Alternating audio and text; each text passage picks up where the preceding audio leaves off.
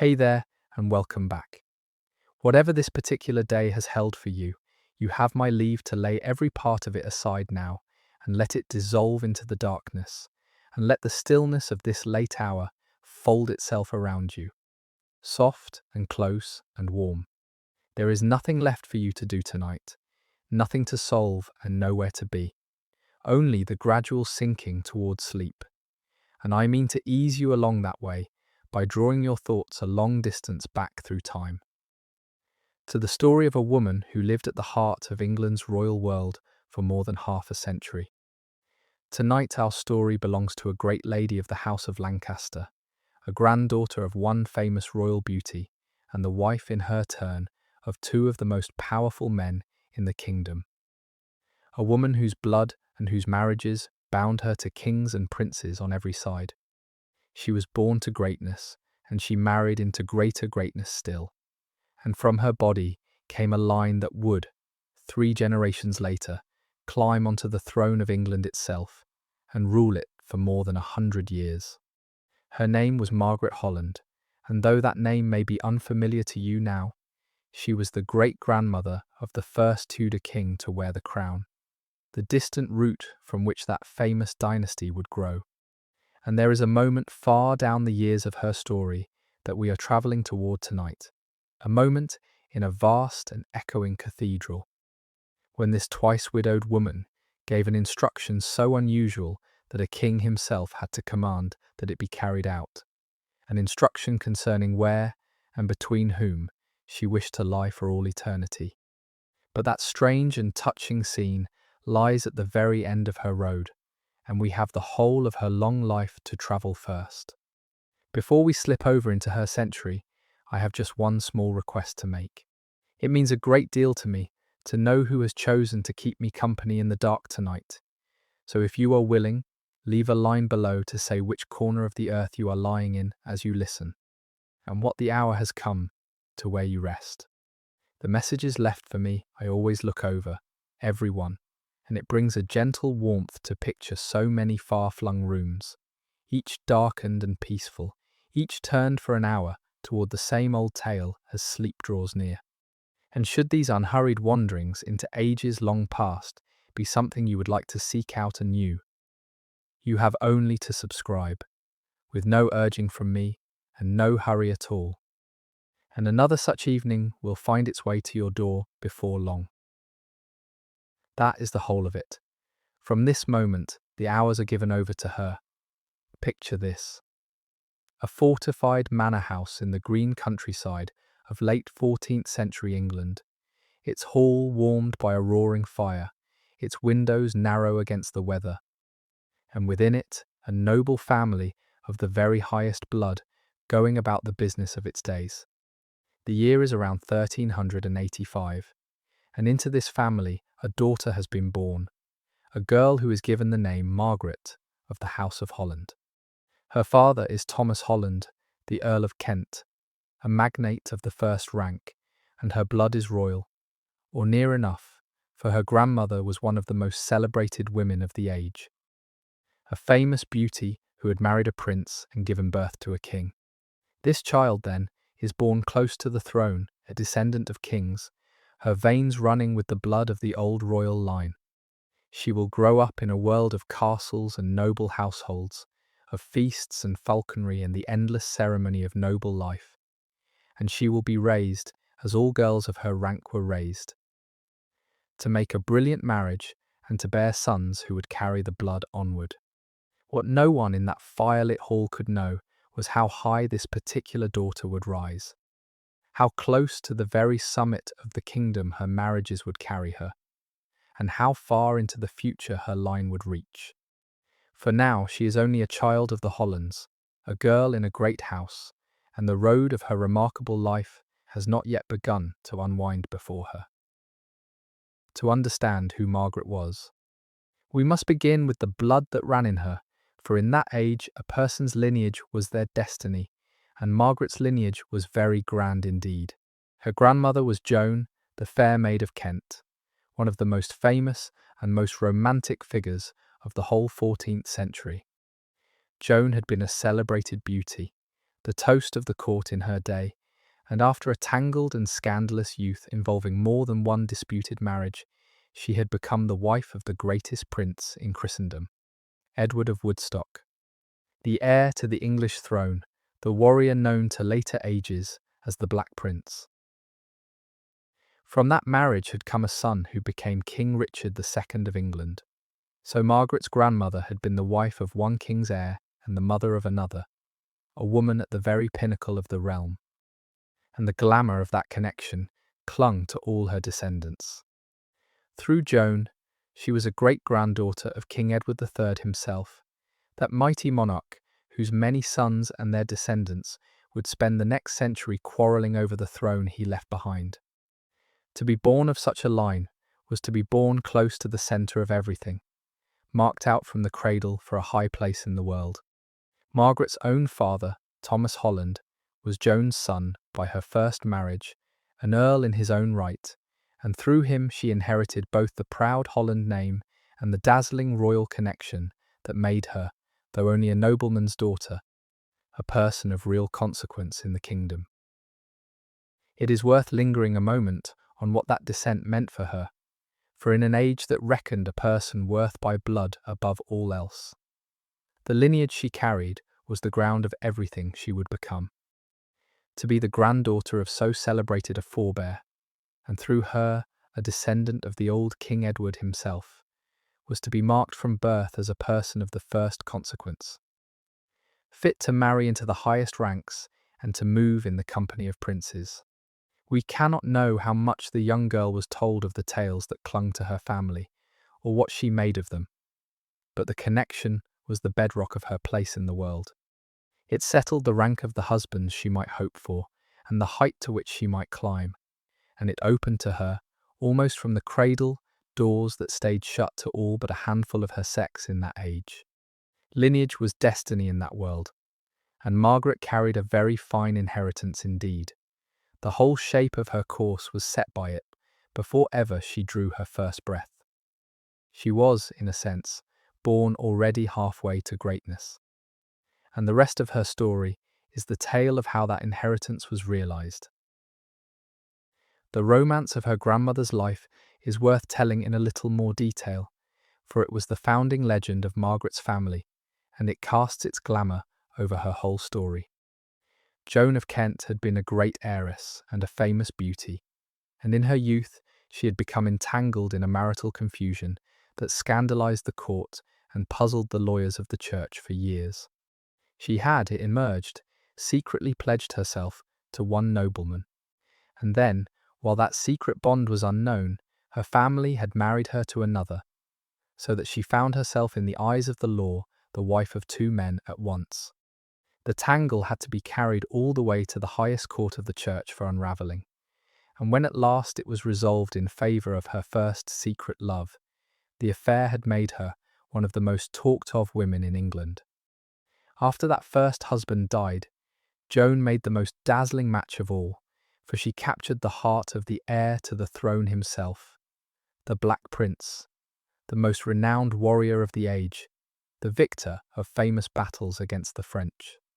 Their marriage was a love match, made against the expectation that so great a prince would wed a foreign princess for reasons of state, and it raised Joan to the very threshold of the throne. Had the Black Prince not died before his own father, Joan would have been Queen of England. As it was, she became the mother of a king. For her son by the prince became King Richard II. This was the grandmother whose blood she carried, a woman of beauty and scandal and romance and royalty. And the legend of her must have hung over the girl's childhood like a bright and complicated inheritance. The Hollands themselves, the family into which Margaret was born, deserve a moment of our attention, for it was a line that had risen high on the strength of just the kind of royal connection that she embodied. They had been a family of small note until one of them, her grandfather Thomas, had made the extraordinary match with Joan, the Fair Maid of Kent, in the tangled circumstances we have noted. Through that marriage the Hollands were lifted into the highest ranks, made earls and given great estates, bound to the royal house by the closest of ties. Her father, the second Earl of Kent, inherited this exalted position, and they stood among the foremost nobility of the realm during the reign of their royal kinsman. But their fortunes were bound up with Richard's, and when he fell, they fell with him, or at least were gravely shaken, as the deaths of Margaret's brother and uncle in the rising against the new king showed. They were a cautionary example of the perils of rank in that age. A line raised high by a royal marriage and then imperiled by a royal downfall. And Margaret grew up amid both the glory and the danger of belonging to such a house. It was the world she knew from birth, a world in which a family's whole fortune could rest upon its closeness to the throne, rising when the favoured ruler rose and falling when he fell. And she carried the lessons of it into her own marriages, attaching herself, both times, to the branch of the royal family that held the crown. Her mother, too, came of distinguished stock, for her mother was Alice, a daughter of the proud house of Arundel, one of the most powerful of the noble families of the age. Through her mother, then, she was connected to another of the mighty clans of the realm, the Fitzalan Earls of Arundel, who held vast estates and great influence, and who, like the Hollands, were caught up in the dangerous politics of the reign of King Richard. So on both sides, the Holland and the Arundel, she descended from the highest nobility, doubly rooted in the aristocracy that stood just below the throne. It was a heritage that set her, from birth, within the small number of families who mattered in the governance of the realm, who married one another and feuded with one another, and shaped between them the destiny of the kingdom. To spring from two such lines was to be set from the first, near the centre of everything, marked for a brilliant marriage and a high role, and her whole life unfolded within the narrow and exalted sphere of this high nobility, the only realm she ever knew. She moved always with her own kind, the leading houses to whom she was bound by the dense web of aristocratic kinship, and her marriages, when they came, kept her within that charmed and dangerous circle, binding her to the very greatest of all, the royal kindred themselves. To be a woman of such blood in that age was to be, in a sense, a piece of property of the highest value, a prize in the great game of marriage, by which the great houses built their alliances and advanced their fortunes. A girl of Margaret's rank was not free to choose her own husband, nor expected to. Her marriage was arranged for her by her family, weighed and negotiated like the matter of state it was, her hand bestowed where it would bring the greatest advantage. There was nothing cruel or strange in this. As people then saw it, it was simply how things were done, the way the nobility managed the precious resource of their daughters' marriages. And a girl as well born as Margaret, carrying the blood of kings, was a prize indeed, sought after by the greatest families, her hand worth the highest price in the marriage market of the nobility. That she was married young to the rising Beaufort Earl, and then again, as a widow, to a prince of the blood, shows how high her value stood, how eagerly such a woman was sought by those who wished to ally themselves with royalty. She was, in the cold arithmetic of dynastic marriage, an asset of the first order, and her two great matches were the proof of it. Yet she was more than an asset, more than a counter in the game of alliances. For within the marriages arranged for her, she lived a real life, bore real children, felt real griefs and joys, and emerged at last, in her widowhood, as a person in her own right, no longer the prize of others' ambitions, but the mistress of her own affairs. The age into which Margaret was born was itself a thing worth picturing, for it was an England very different from our own, and the texture of daily life among the nobility, the air she breathed from infancy, was rich and strange and ordered by customs we have long forgotten. She would have grown up in a succession of grand houses and castles, moving with the household from one residence to another, as the seasons and the business of the estates required, for the great families of that age were forever on the move, eating their way through the produce of one manor and then travelling on to the next. Her days as a girl would have been filled with the things proper to her rank, lessons in the managing of a household and the keeping of a noble table, instruction in needlework and music and the gentle accomplishments, attendance at the daily services of the chapel, and the endless ceremony that governed life at every level of so hierarchical a world. She would have learned to ride and perhaps to hunt and hawk, the favoured sports of the nobility. She would have been schooled in the elaborate courtesy that regulated every interaction, the precise gradations of rank and precedence that determined who walked first, and who sat where, and who was served before whom. It was a place of high formality and rare beauty, of rich fabrics and bright colours and intricate manners, and also a place of hardship and danger beneath the splendour of disease that carried off the strong and the weak alike, of cold and discomfort, even in the grandest houses, of violence, never far from the surface. Into all this Margaret was born, and in it she was shaped, and we must hold it in mind if we are to understand the woman she became. The houses she lived in through her childhood and her first marriage would themselves repay a moment of imagining, for the domestic world of the medieval nobility was unlike anything we know. The centre of every noble residence was the hall, a vast high chamber where the whole company gathered to eat. The lord and his family raised on a dais at one end. The servants and retainers ranged at the long tables below. The whole company fed in a daily ceremony that bound them all together. Beyond the hall lay the private chambers of the family, warmer and more comfortable, hung with tapestries against the cold, and furnished with the heavy carved furniture of the age. The curtained beds drawn close against the draughts. The chests in which clothes and treasures were kept. There would be a chapel where the household heard mass, and kitchens and storerooms and stables and all the offices of a large establishment, a community of dozens or even hundreds of souls living together under one roof. Life in such a place was public in a way we can scarcely imagine. The family rarely alone, always attended by servants, always at the centre of a watching company. And it was a life of movement, for the court of a great lord travelled constantly from one residence to another, the whole vast household packing up and moving on, so that a noble woman like Margaret would have known many houses as home, and spent her life among the rituals of arrival and departure, of opening up one residence and closing down another. It was the world she knew from her cradle, ordered and ceremonious, and never private, and it shaped her into the public, ceremonious, capable creature that a great lady had to be.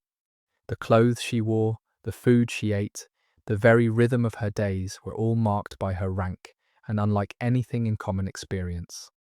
A noble woman dressed in rich fabrics, forbidden by law to those below her station, in silks and furs and fine wool dyed in deep colours, her gowns cut in the elaborate fashions of the court, her head dressed in the intricate horned and veiled styles that the age admired.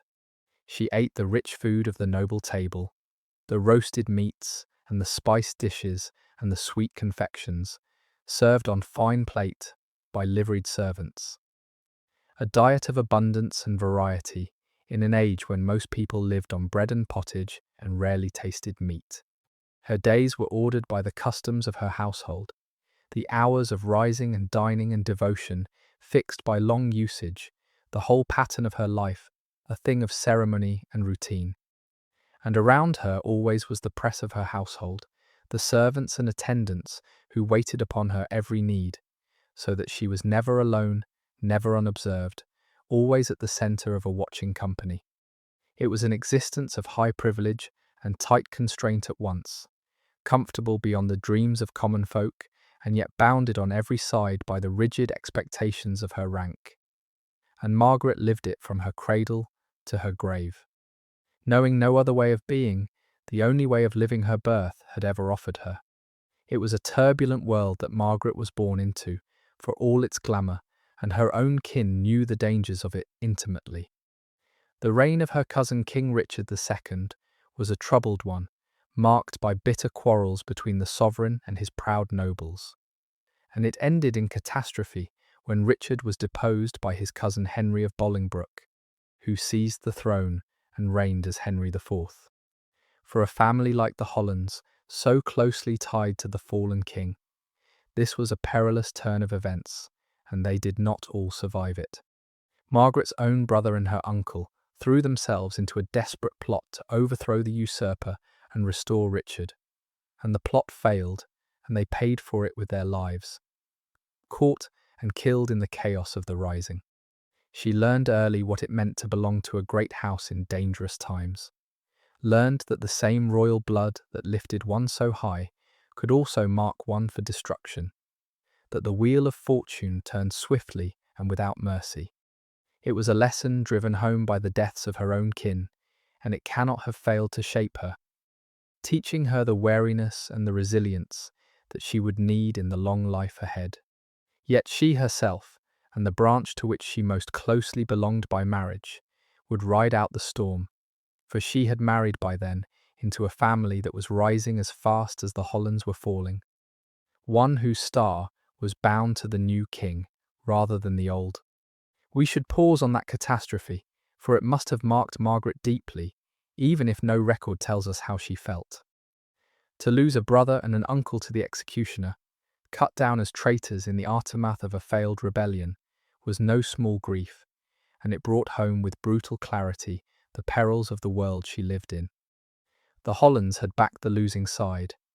They had stayed loyal to the cousin who had worn the crown, and they had paid for that loyalty with their blood. It was the kind of lesson that shaped a person for life, teaching the survivors to be cautious, to read the shifting winds of politics, to bend where bending was wise, and to keep their own counsel. Margaret was young when these things happened, but not too young to understand them, and the memory of her ruined kinsman must have stayed with her always, a reminder of how swiftly fortune could turn and how dear the price of a wrong allegiance. It is striking, then, that her own course ran so smoothly through the dangers of the age that she rose and prospered while so many around her fell. Part of that was luck, the luck of her marriages, but part, one suspects, was a hard-won wisdom, an instinct for survival learned in the school of her family's misfortunes. She had seen what happened to those who chose wrongly or clung too long to a fallen cause, and she seems to have steered her own life by a surer compass, attaching herself to the rising power and holding her place through every turn of the wheel. It is striking how the leading families of that age were bound together in a dense web of blood and marriage, so that the quarrels of the realm were also, in a sense, family quarrels. Cousins and kinsmen ranged against one another in the great disputes of the day. Margaret was related, by blood or by marriage, to very nearly all the leading figures of her time, the kings and the high nobles alike, for the high aristocracy of England was a small and intermarried world in which everyone of consequence was someone's cousin. This was both a strength and a danger. It meant that a woman of her kind moved always among kin, that the doors of the noble houses were open to her, that she had claims and connections everywhere she turned. But it meant also that the wars and feuds of the age cut through families, setting brother against brother and cousin against cousin, so that no one could stand wholly aloof from the quarrels of the mighty. Margaret's own kin had been divided by the fall of King Richard, some staying loyal to the old king and perishing for it, others making their peace with the new. To navigate such a world required a careful sense of where one's true interest lay, an ability to read the shifting alignments of the powerful and to attach oneself to the rising rather than the falling. She seems to have had that sense in full measure, for through all the upheavals of her age, she kept her footing, never backing the losing side as her brother and uncle had done, always finding her place among the powerful.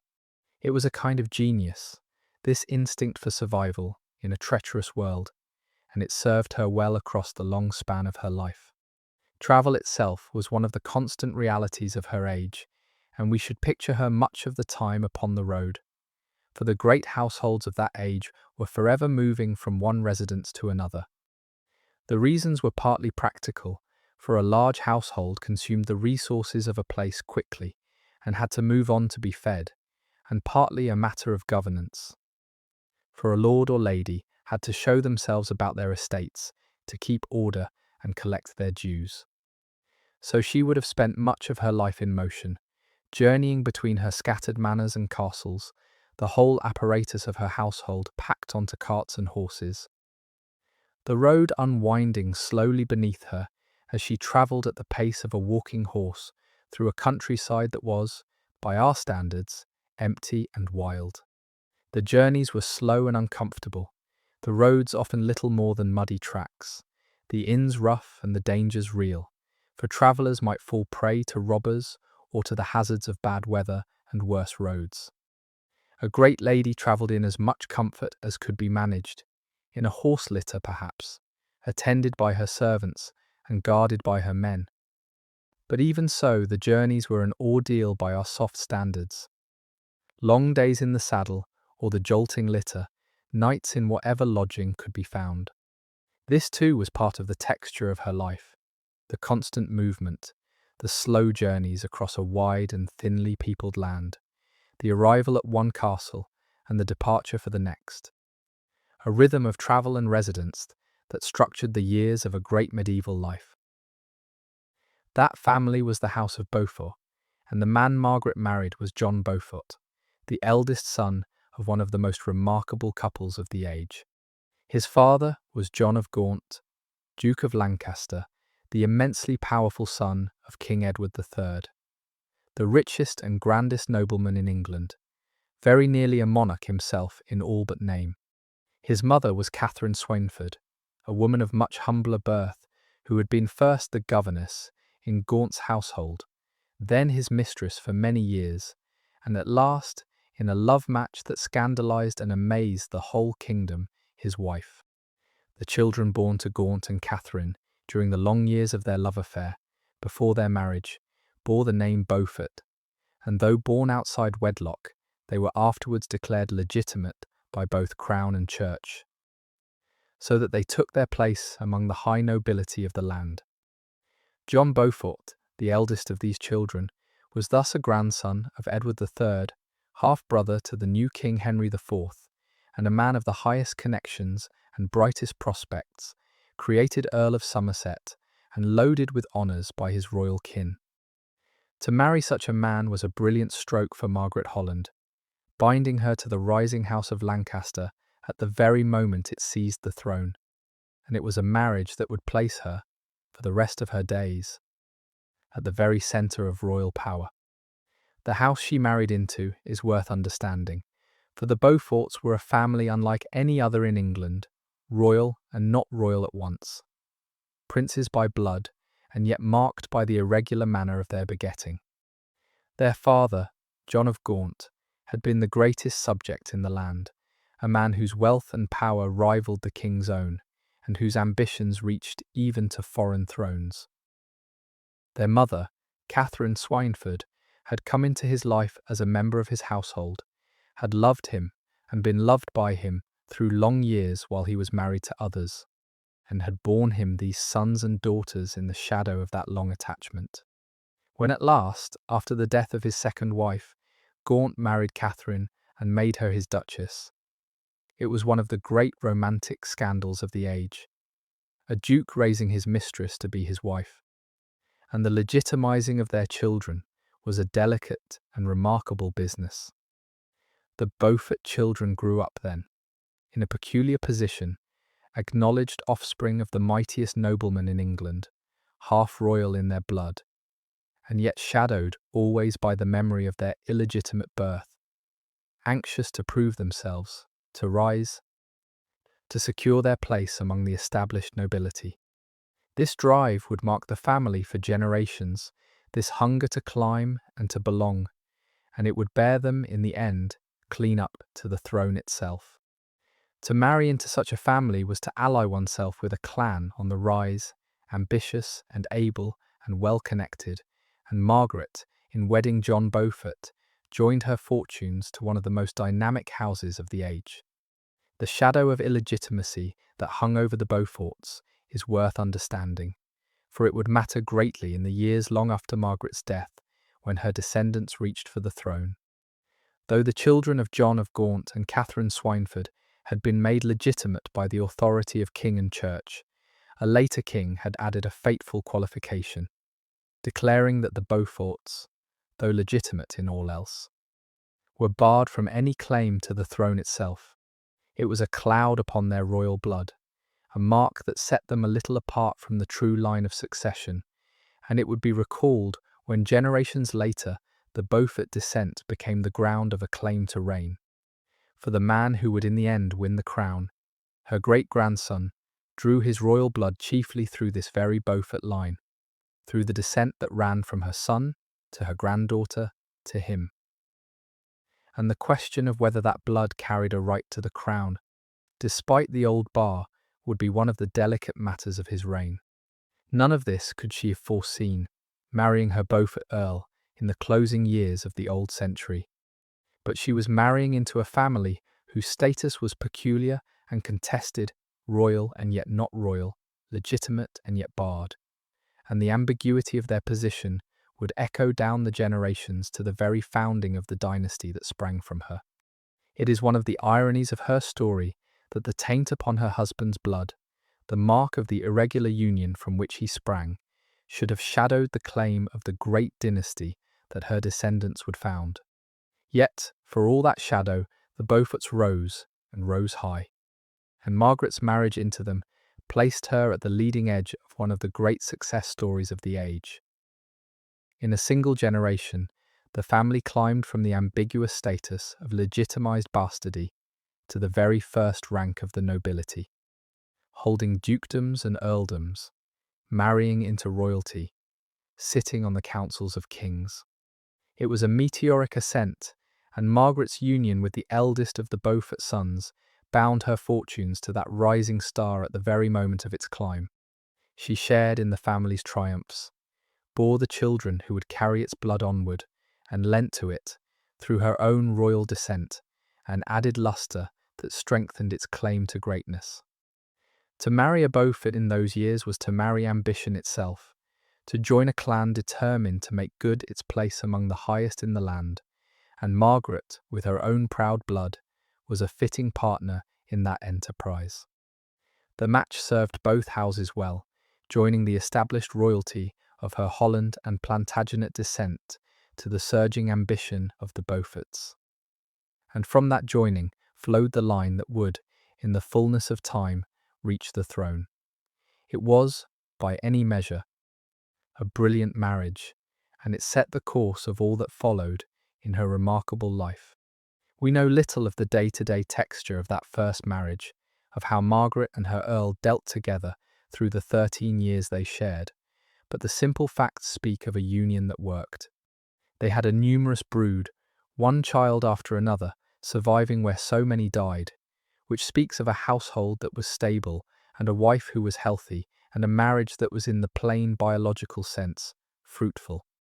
They rose together in the world, the Earl gathering offices and honours, the Countess sharing in his consequence, the family climbing steadily toward the first rank, and when the Earl died, he left his affairs in such order, and his widow so well provided, that she was able to maintain her state and raise her young, and make in time a second and even grander marriage. These are the marks of a successful partnership, even if the feelings behind it are hidden from us. The quiet evidence of two people who built a life and a household together and prospered in the doing of it. Whether there was love between them, we cannot say, though the romantic stories that gathered around their offspring suggest a household not unacquainted with affection. But there was, at the least, a working together, a shared enterprise of advancement and family building that succeeded, and out of that partnership came the sons and daughters through whom Margaret's blood would reach, at last, the throne of England. John Beaufort himself, the husband of her youth, deserves a portrait, for he was a man of real distinction, and the years of their marriage were the foundation of all that followed. He had been born in the shadow of his parents' irregular union, one of the children of John of Gaunt's long love affair, and he had spent his life living down that shadow and proving his worth.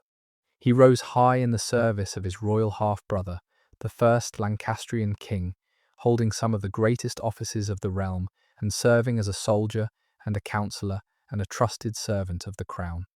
He was a man of energy and ambition, eager to establish his half-royal line among the first rank of the nobility, and in her he found a wife whose blood matched his ambitions, a woman of royal descent who could lend lustre to his rising house.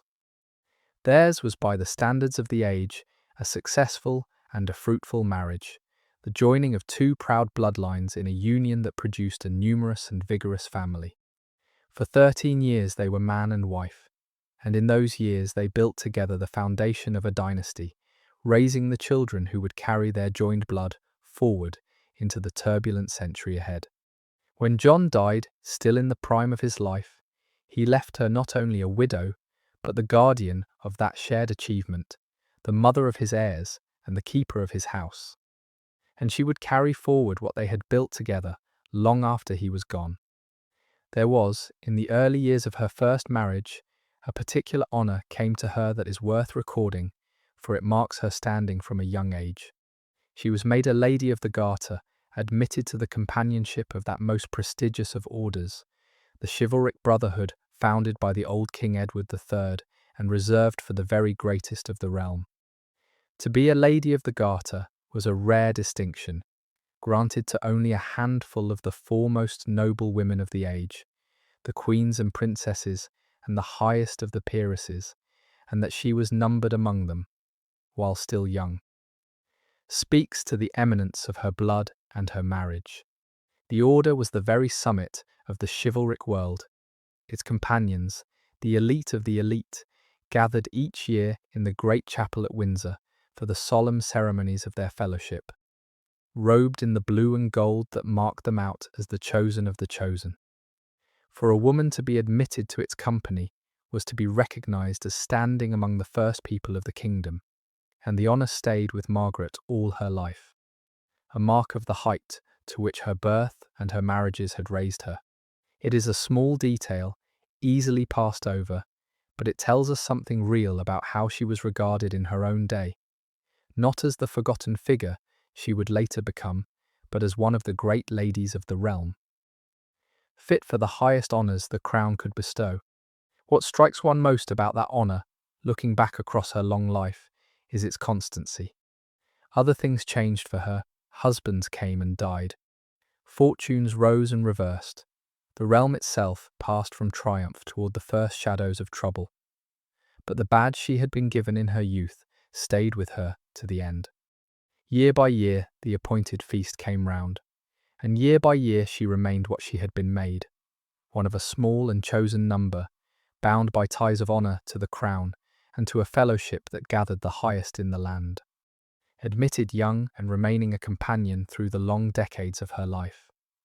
She found in the Garter was a thread of continuity running through all the changes of her fortunes, a mark of honour that outlasted husbands and survived every turn of the wheel. Through marriages and widowhoods, through the rise and the troubles of her family, she remained a Lady of the Garter, one of the chosen few, and the distinction must have meant much to her, a permanent recognition of the height of her birth and her place in the world that no reversal of fortune could take away. It was, in its way, a fitting emblem of her whole life, this badge of belonging among the very greatest, worn quietly through a long career at the summit of her society. The marriage of Margaret and John Beaufort was made in the closing years of the 14th century, when both were young, and it proved to be a fruitful union that lasted some 13 years until John's death. Together they had a large brood of sons and daughters, 6 in all who lived to grow up, and through them Margaret's blood would flow out into the royal houses of 2 kingdoms and down the generations to the throne of England itself. Her sons were raised to be powerful noblemen and soldiers, as befitted their royal descent, and they would play their parts in the wars and politics of the troubled century to come. One of them, named John after his father, would in time become Duke of Somerset, and it was through this son that the line would run to its most famous destination, for John's daughter would be the celebrated Margaret Beaufort, and Lady Margaret's son would be Henry Tudor, who took the crown at Bosworth and founded the Tudor dynasty. So the woman we are following tonight was the great-grandmother of King Henry VII and the ancestress of all the Tudor monarchs who came after him, though she herself would be 3 generations dead before her descendant climbed onto the throne. Another of her sons, Edmund, would also become Duke of Somerset and a leading figure in the wars between the rival royal houses, a man at the very heart of the bitter quarrel of the age. Her blood, in short, ran strong in the veins of the men who shaped England's destiny in the 15th century. There is a peculiar poignancy in following the fates of those children, for the century into which she launched her offspring was among the bloodiest in English history, and several of them would be swept up in its violence.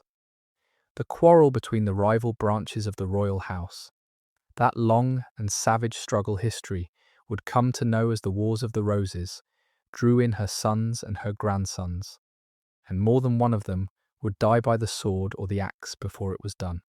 Her son Edmund, who became Duke of Somerset, would be a leading figure on the losing side of the first great clashes and would meet a violent end. Her grandson, another Edmund, would be executed after a lost battle. The Beaufort men flung themselves into the fighting with the reckless courage of their blood, and the slaughter devoured them, one after another, until the male line of the family was all but extinguished. She did not live to see the worst of it, dying before the conflict broke fully open, and perhaps that was a mercy, for to outlive one's children and grandchildren is among the heaviest of human sorrows.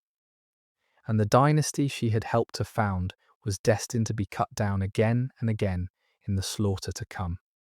Yet, from the wreckage of that violent century, one thread would survive, running through her granddaughter Margaret Beaufort to the young man who would end the fighting and take the crown, so that out of all the Beaufort dead came, in the end, a dynasty.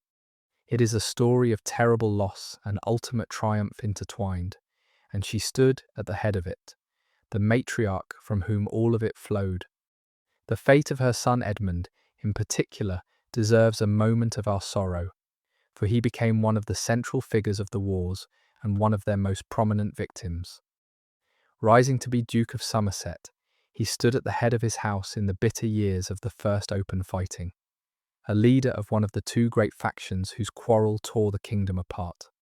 He was a proud and a capable man, but the times were against him, and in the end he was killed in one of the great battles of the war, cut down as the fighting raged through the streets of a town. Struck dead beneath the sign of an inn, as a grim legend later had it, that bore the name of a castle.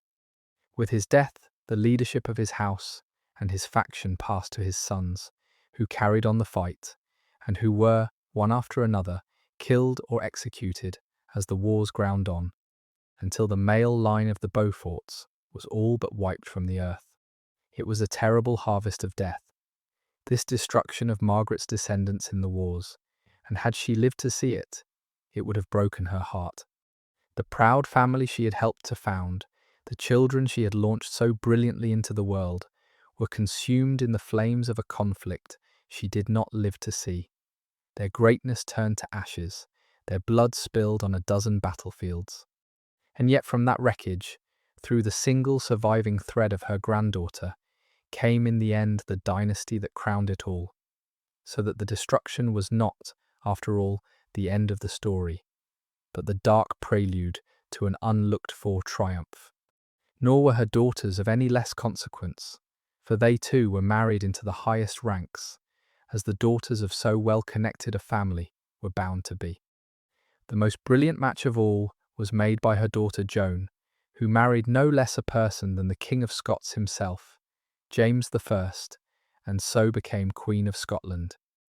That marriage carried a famous tale of romance with it, one we will come to shortly, and it raised Margaret's daughter to a crown.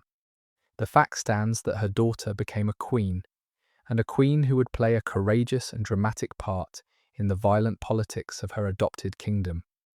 So she could count among her offspring a Queen of Scots and 2 Dukes of Somerset, a remarkable showing even for one of her exalted blood, and proof of how successfully she and her first husband had launched their children into the wider world.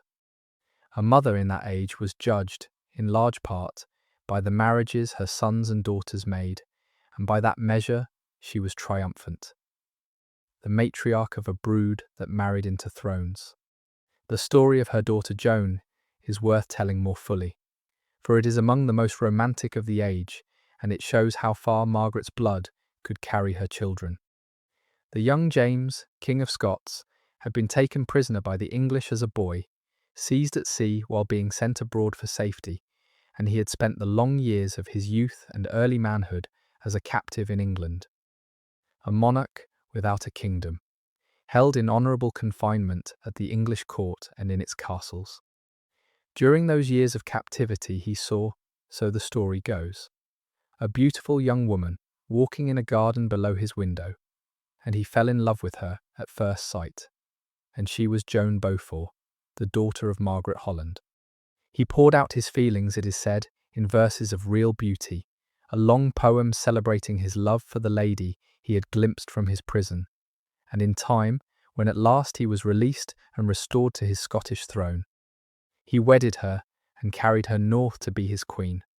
Whether every detail of the tale is true, it is certain that James did marry Joan Beaufort, and that he was a poet of genuine gift, and that the marriage joined Margaret's daughter to a crowned king. Joan went north into Scotland, and there lived out a dramatic life, for her royal husband was eventually murdered by his enemies, struck down in a brutal conspiracy, and Joan herself, present at the scene, was wounded trying to save him, and afterwards fought fiercely to avenge him and protect their young son. It was a tale of soaring romance and bitter tragedy, and it was this daughter of Margaret Holland who lived it, a reminder that the blood of the Hollands and the Beauforts ran hot and brave in the veins of the next generation. The poetry that the captive monarch is said to have written for her has come down to us, a long poem in the courtly manner, telling of a prisoner who looks out from his tower upon a garden and sees there a lady of such beauty that his heart is lost at once. Whether he truly wrote every line of it, or whether the tale grew in the telling, the poem stands as one of the loveliest expressions of courtly love from that age, and it is bound up forever with the name of Margaret's daughter, the lady glimpsed from the prison window. It is a strange and a touching thought that this daughter of an English noblewoman should have become the subject of a king's verses, the inspiration of a poem that would be read and admired for centuries after both poet and lady were dust. And it speaks, too, of the quality of the young ones she raised, that her daughter should have inspired such devotion in a king, should have been thought worthy of a crown and worthy of poetry alike. The romance of the captive king and the lady in the garden is the kind of tale that gathers around the beautiful and the highborn, and that it gathered around Joan Beaufort, the daughter of the woman we are following tonight, lends a glow of romance to the whole line, a sense of a bloodline touched by beauty and by the kind of story that poets love to tell. The marriage of her daughter to the Scottish king had a political dimension, as well as a romantic one, for it was made as part of the settlement that finally freed James from his long captivity and sent him home to rule. The English, in releasing their royal prisoner, wished to bind him to their interest, and a marriage to a noblewoman of the English royal kindred was one means of doing so, tying the restored Scottish king by bonds of marriage to the family that had held him. So Joan went north, not only as a bride, but as a kind of pledge of amity between the two kingdoms, a living link between the English court, where she had been raised, and the Scottish realm she went to rule. It was the way of royal marriages in that age, this blending of the personal and the political, the heart's affection and the statesman's calculation, and Margaret's daughter embodied it, carried north to be at once a beloved wife and an instrument of policy. That the marriage proved happy, by the accounts that survive, was a fortunate addition to its diplomatic purpose, for many a royal bride went to a loveless union arranged for reasons of state. Joan was luckier than most, finding in her political marriage a husband who loved her and whom she could love in return, and through her, Margaret's blood was carried into the royal line of Scotland. to mingle there with the ancient blood of the Scottish kings. Joan was not the only one of the children to make a marriage of note, for the daughters of so well-connected a mother were sought after across the realm, and each of them carried the proud blood of Holland and Beaufort into a new alliance. Through these marriages of her daughters, as through the grander matches of her sons, she wove her kin into the wider web of the English nobility, binding her descendants to many of the great houses of the land. It was the quiet work of a matriarch, this arranging of marriages, this placing of sons and daughters where they would do the family most credit and bring it the most useful connections, and it was work at which Margaret excelled. A mother in her position held in her hands the futures of her children, and the matches she made for them would shape not only their own lives, but the standing of the whole family for generations. That Margaret made such good matches, marrying her daughters well and her sons brilliantly, speaks to her skill in this central art of the noble woman's life, the careful cultivation of alliances through the marriages of the young. She built, through these unions, a network of kinship that spread her blood and her family's influence across the nobility of two kingdoms, and the fruits of that careful work would be gathered, in the end, by descendants she would never see. When the blood she had so carefully placed came at last to the throne. The fate of that Scottish marriage is a story in itself, and a dark one, for the kingdom Joan went to was a wild and violent place, and her royal husband made many enemies in his efforts to tame it. James was a forceful ruler who sought to break the power of the great lords and to bring order to a turbulent realm. And in doing so, he stirred up a deadly hatred among those whose power he curbed. In the end, a conspiracy was formed against him, and one winter night, the conspirators broke into the lodging where the royal couple were staying, hunting him down to murder him. There is a famous tale that one of the Queen's ladies thrust her own arm through the brackets of a door to bar it, trying to buy a few moments, and that the arm was broken as the assassins forced their way in. The king was hunted down and killed, butchered by his enemies, and the Queen herself was wounded in the attack. For she had tried to shield her husband with her own body. It was a terrible night, and it left Joan a widow and her young son a child king, the crown passing to a boy, as so frequently happened then, with all the dangers that a child's reign brought. Joan did not simply collapse into grief. She fought, pursuing the murderers with a fierce determination, seeing them brought to a brutal justice, and struggling to protect her son and his throne through the perilous years that followed. She had her mother's steel in her, this daughter of Margaret Holland, and she showed it in the worst hours of her life. A queen who avenged her murdered husband and guarded her child's crown with all the courage of her blood. It is worth pausing on what that daughter's life tells us about the family Margaret raised, for in Joan we see her mother's qualities written large. The same steadiness under catastrophe, the same refusal to be broken by loss, the same fierce protectiveness toward family and children run through both women, mother, and daughter, suggesting that she passed to her offspring not only her royal blood, but something of her character. Joan had grown up in Margaret's household, shaped by her mother's example, and when the test came, when her husband was butchered before her eyes and her child's throne hung in the balance, she met it with a courage and a resolve that her mother would have recognized. This is one of the ways in which a woman like her left her mark upon the world, not through deeds of her own that the chronicles record, but through the children she reared and the qualities she instilled in them. Qualities that her sons and daughters carried out into the world and displayed in their own dramatic lives. The matriarch's influence runs through the generations she shapes, quiet and unrecorded but real. And in the courageous Queen of Scots, we catch a glimpse of the formidable woman who bore and shaped her. She built her legacy not in stone alone, but in the living characters of her children, and Joan was perhaps the finest of her works, a queen worthy of the proud blood that ran in her tyre. For some 13 years she lived as the wife of John Beaufort, Earl of Somerset, a leading lady of the Lancastrian court, bearing and raising her sons and daughters, and sharing in the soaring fortunes of her husband's kin.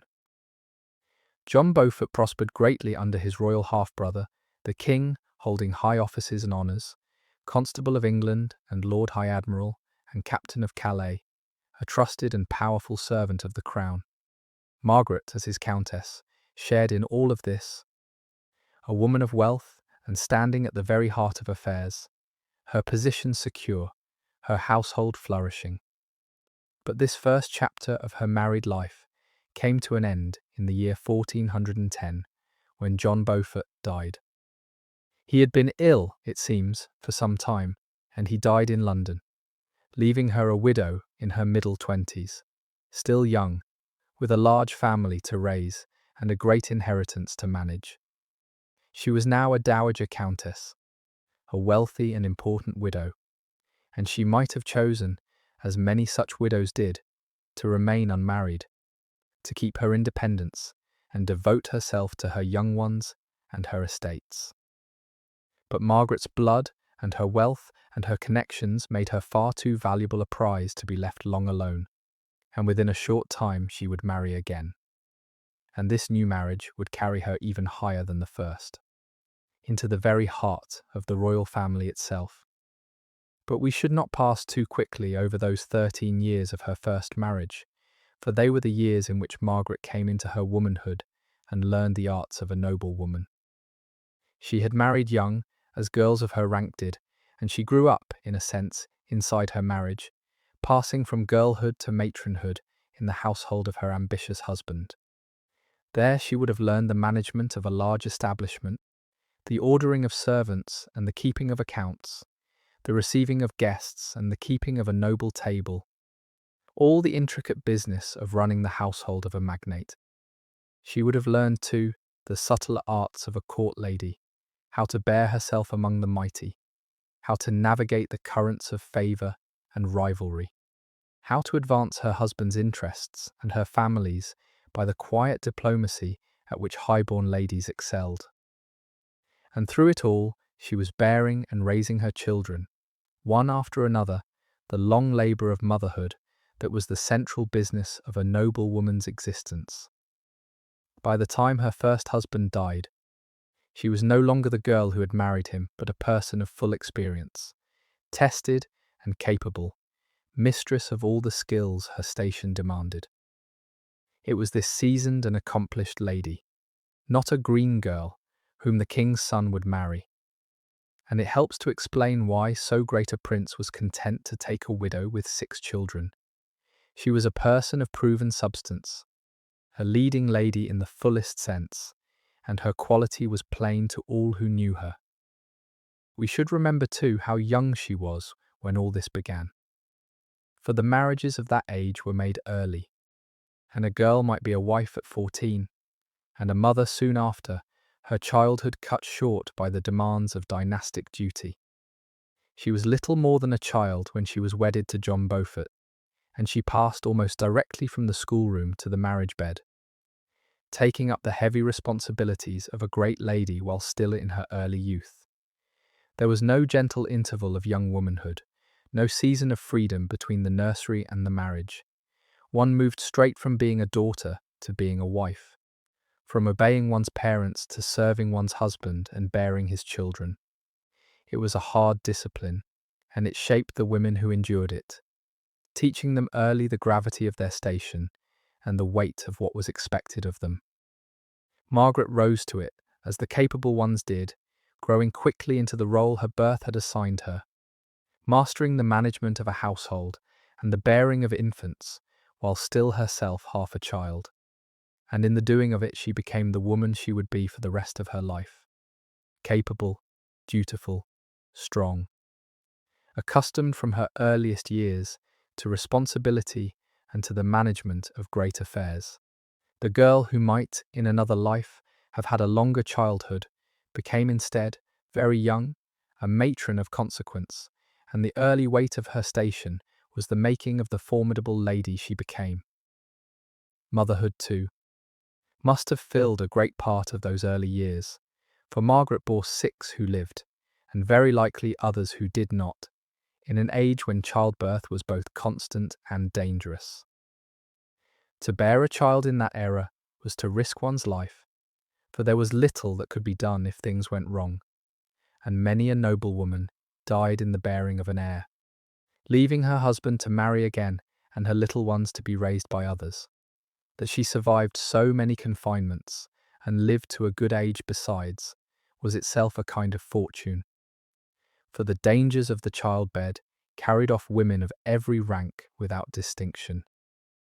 And the raising of those who survived was a labour in itself, though much of the daily care would have fallen to nurses and servants. For a great lady did not tend her own infants in the way a poorer woman must. Yet the shaping of her offspring, the arranging of their education, the planning of their futures, and above all their marriages, these were a mother's central concerns. And she discharged them with evident success, for her sons and daughters rose high and married well, as the splendid matches they made attest. She launched a daughter onto the throne of Scotland and saw her sons become dukes. She gave them all the start in life that their royal blood demanded. And she lived to see them established in the world before she died. In an age that measured a woman's worth in large part by her children, she was rich indeed, the mother of a brood that did her credit and carried her blood to the heights. The man she married, in or around the year 1410, was Thomas of Lancaster, Duke of Clarence. And in marrying him, she climbed about as high as a subject could climb, for Thomas was a son of the reigning monarch. He was the second son of Henry IV, and brother to the man who would shortly become Henry V, the famous victor of Agincourt. To wed a king's son and a king's brother was a dazzling elevation even for a woman of Margaret's blood, and it placed her squarely within the royal family, an aunt by marriage to the future heirs of England. There was a neat symmetry to the match as well, for Thomas of Lancaster was the nephew of Margaret's first husband, John Beaufort, having been the half-brother of Thomas's father, the king. So in this new match, she wedded a man who had been, in a sense, her first husband's kinsman, keeping her firmly within the powerful Lancastrian connection that dominated the kingdom. They had no children together, this union coming when she was already past her first youth, but Thomas became stepfather to her 6 Beaufort children, who were in fact his own first cousins. So that the family bonds were doubled and redoubled in the intricate way of royal households. By all accounts, it was a successful marriage, and Margaret was now a duchess, the wife of a royal prince, mistress of vast estates, as close to the throne as any woman who did not sit upon it. There is something worth noticing in the pattern of Margaret's 2 marriages, for together they trace the whole shape of her ambition and her world. Her first husband had been a man on the rise, a Beaufort, royal in blood, but shadowed by the irregularity of his birth, a man still proving his family's right to greatness. Her second husband was a man born at the very summit, a true-born son of a reigning king, with no shadow on his birth at all, a prince of the blood royal in the fullest sense. In moving from the one to the other, she climbed from the edge of the royal family into its very heart, from the company of the half-royal Beauforts into the innermost circle of the reigning dynasty. It was a remarkable ascent, and it speaks to the value the world placed upon her. For a woman did not marry a king's son unless she brought to the match blood and wealth and standing of the very first order. Margaret brought all of these, her Holland and royal descent, her great Beaufort dower, her proven fertility and her evident capability, and on the strength of them she made the kind of marriage that most noble women could only dream of. That she did so as a widow in her middle 20s, with 6 children already, makes it the more striking, for it shows that her value lay not in youth or novelty, but in the solid substance of who she was, a wealthy heiress, a royal kinswoman, a proven matriarch, a prize worth the hand of a prince. It is striking, when we consider it, how completely a woman's life in that age was structured around marriage, and how much of Margaret's tale is, when you look closely, bound up with her two husbands and the houses they belonged to. This was not because women of her kind were without character or capacity of their own, but because marriage was the central institution through which they exercised what power and influence they possessed. A noblewoman's marriage determined her rank, her wealth, her place in the world, the alliances she could call upon, and the children she would raise to carry her blood forward. It was the central transaction of her life, arranged with the utmost care by her family, weighed and negotiated like the Treaty of State. It often was, and yet within that constraining framework, a capable woman could find real scope for the exercise of her gifts, as the wife and partner of a powerful man, as the mother and shaper of his heirs, and above all, in the end, as his widow, free at last to act on her own account. Margaret's two marriages were the making of her, carrying her from the edge of greatness into its very centre. But it was in the long aftermath of those marriages, in her widowhood, that she became most fully herself. The marriages gave her the position, though the widowhood gave her the freedom to use it. And in following her story we follow, in a sense, the whole arc of what a noble woman's life could be in that age, from the bartered bride to the independent dowager, from the instrument of others' ambitions to the mistress of her own affairs. The court at which Margaret spent the central years of her life, the court of the Lancastrian dynasty, was one of the most brilliant in Europe, and to be a great lady within it was to live at the very summit of the civilized world of that day. The first two kings of that house, Henry IV and his famous son Henry V, presided over a court that prided itself on its piety, its learning, and its chivalry, a court where poets and scholars found patronage, where the cult of knighthood was cultivated with high seriousness, and where the forms of courtesy reached an exquisite refinement.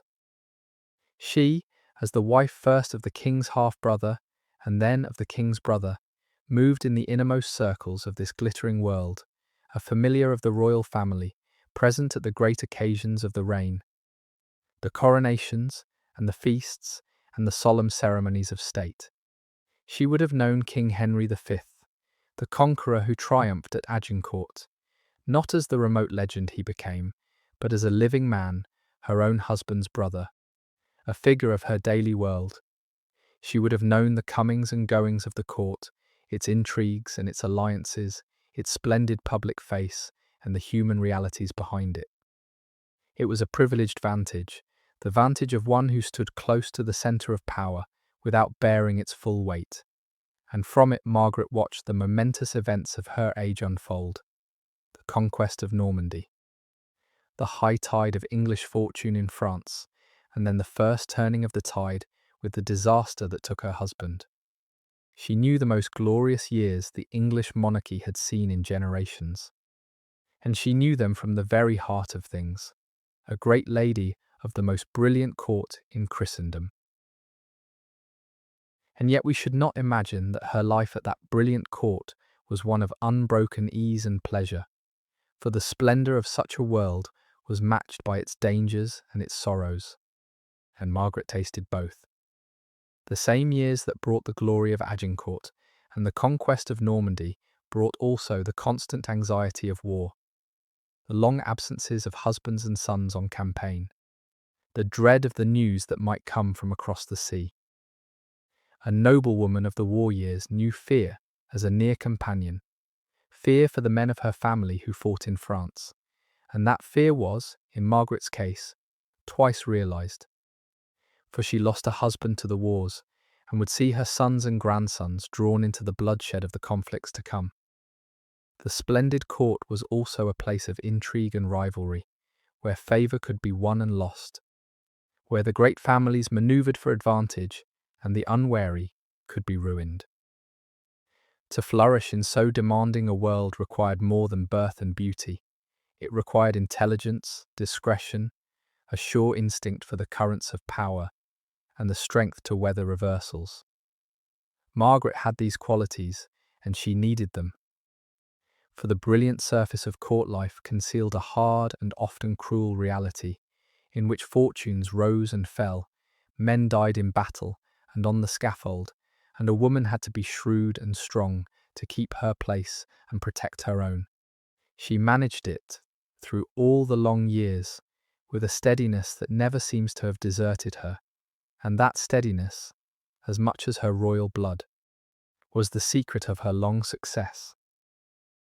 The grand public occasions of that court were spectacles of a magnificence hard for us to picture, and Margaret, in her place near the summit, would have taken part in many of them. A royal coronation, a royal wedding, the churching of a queen, the reception of a foreign embassy, the feast of a high religious festival, each of these was an occasion of elaborate ceremony, a display of wealth and power and piety, staged with the utmost care. The processions wound through streets, hung with cloth and crowded with onlookers. The feasts ran to dozens of dishes carried in by liveried servants amid a flourish of trumpets. The company glittered with jewels and cloth of gold, every rank in its appointed station. Every gesture governed by an intricate etiquette. To move gracefully through such occasions, to know one's precise standing in the order of precedence, to carry oneself with the dignity befitting one's rank, was among the essential skills of a noble woman. Bred into her from childhood and seasoned by long experience, would have done it to perfection. These were not idle shows, but the very theatre of power, the means by which the monarchy displayed its majesty and the nobility their place within it, and to take a leading part in them, as Margaret did, was to be visibly among the first people of the realm.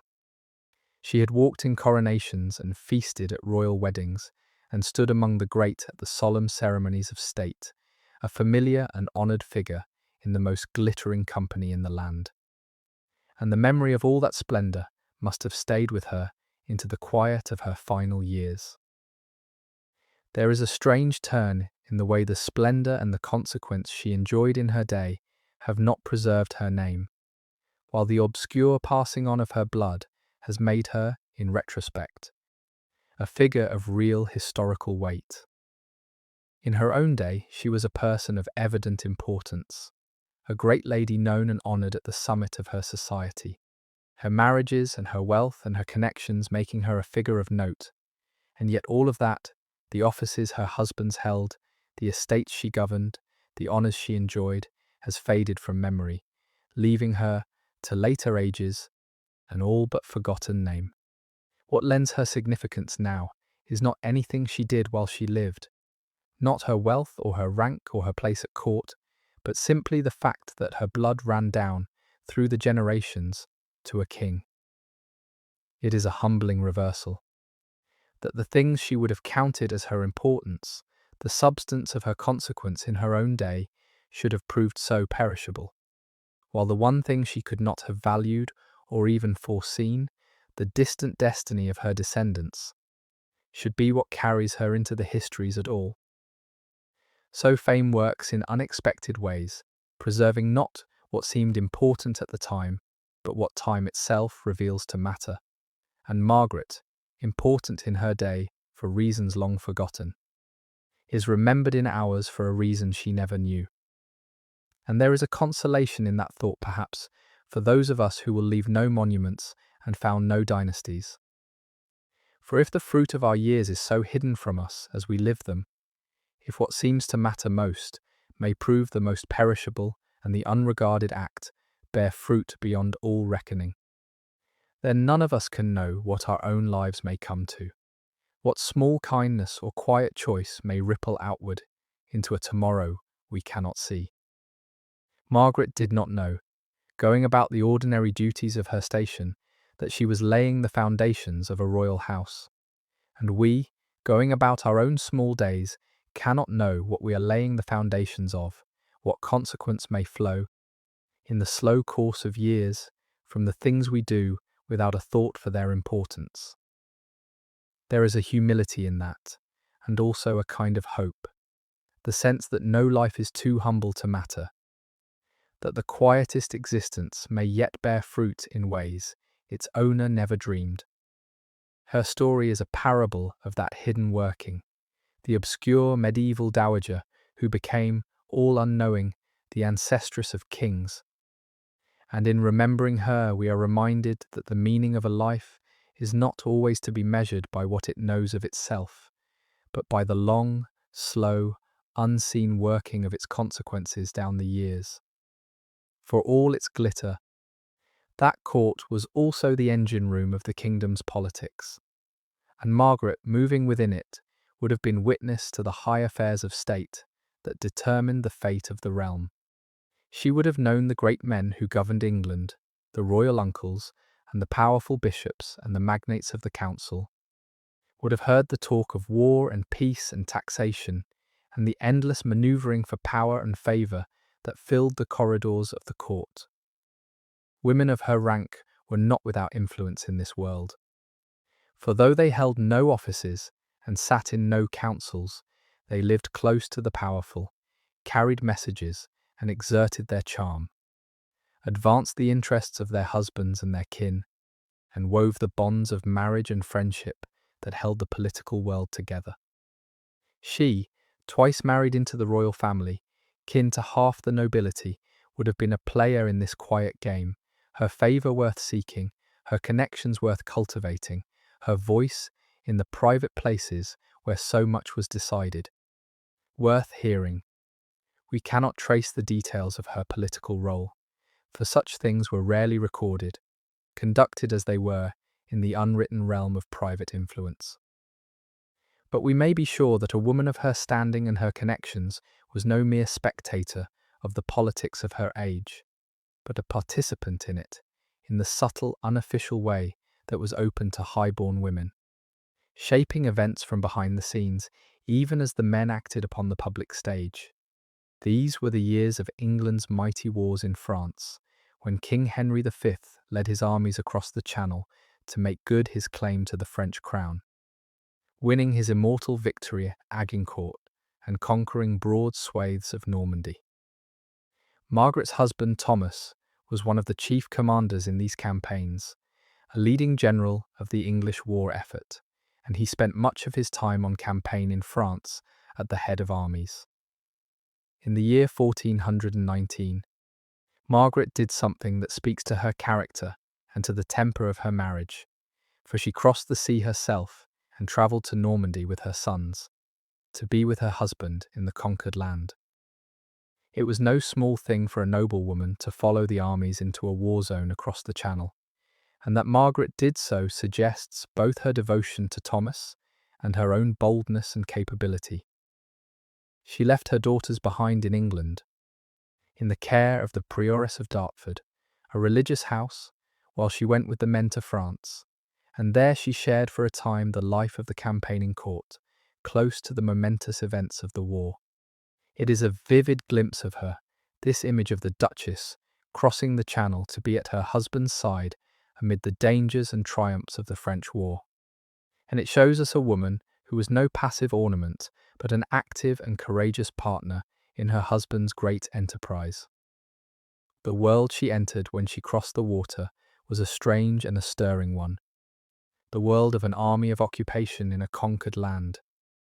The English had taken Normandy by force, town by town, and castle by castle, and they held it now as masters, planting their own people in its strongholds and governing it as a possession of the English crown. It was a hard and a watchful existence, for the conquered country was never wholly subdued, and beyond the frontier the French gathered their strength to win it back. Into this armed and dangerous world Margaret came, to keep her husband company in the intervals between campaigns, and she would have seen at first hand the grim realities of the war that the chronicles dress in such glory, the soldiers and the supply trains, the fortified towns and the wary garrisons, the whole vast apparatus of conquest and occupation. It was a far cry from the comfort of an English manor, and that Margaret chose to share it when she might have stayed safe at home tells us much about the kind of wife she was and the kind of marriage she had. She was no stranger to the hard edge of her age. She had seen her kinsman die for treason, and now she went willingly into a war zone to be at her husband's side. There was steel in her, beneath the silks of a noble woman, and the years in Normandy showed it. We might pause to imagine what those crossings of the Channel were like for a great lady of her time, for the sea voyage between England and France was no small undertaking in that age. The ships were small and the crossing dangerous, dependent on wind and weather, and a storm in the narrow seas could send a vessel to the bottom with all aboard. A noblewoman would have travelled with her attendants and her baggage, crowded into a wooden ship at the mercy of the elements. The voyage, a matter of long hours or even days of discomfort and danger before the far shore was reached. That Margaret made such crossings more than once, to be with her husband in the wars, speaks again of her resolve, for she might easily have pleaded the dangers of the sea and stayed safe at home.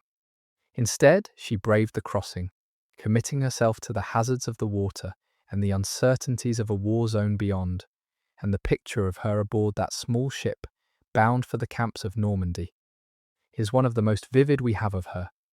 A great lady venturing herself upon the grey and dangerous sea for the sake of the man she had married. There was nothing soft or sheltered about such a life, for all its silks and ceremonies, and the woman who lived it had need of courage as well as breeding.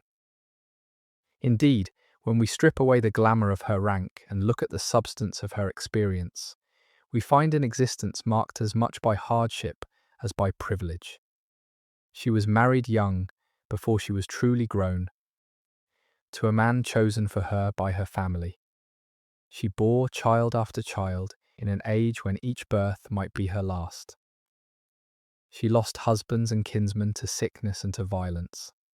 She crossed dangerous seas and lived among the perils of war. And she carried, through it all, the heavy responsibilities of her station, the management of great affairs, and the burden of expectation that her rank imposed. The privileges of her birth were real, the wealth and the comfort and the consequence, but they came at a price. The price of years lived always in the public eye, ordered by duty rather than desire. Given over from childhood to the service of her family's fortunes. We should not envy her too easily, then, for all her silks and castles, for the lot of a great medieval lady was no idle luxury, but a demanding vocation, with its own heavy duties and its own real dangers. Margaret met those duties and those dangers with a steady courage from her earliest years to her last, and that, more than all the privilege of her birth, is what commands our respect across the centuries.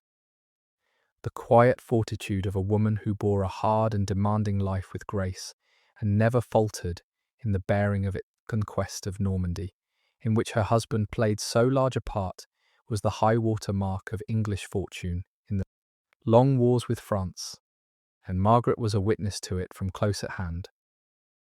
For decades the kings of England had claimed the crown of France, and pressed that claim in war, and under the great warrior king Henry V, the claim came nearer to realization than ever before or after.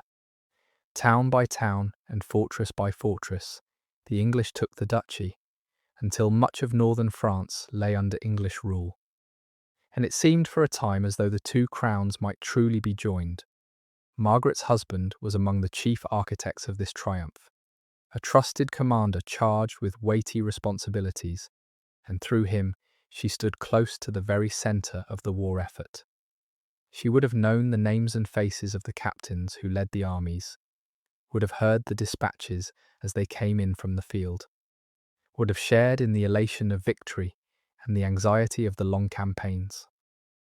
It was a heady thing to stand so near the summit of affairs, in the years when England seemed poised to achieve what generations had only dreamed of, the conquest of the ancient enemy and the union of the crowns.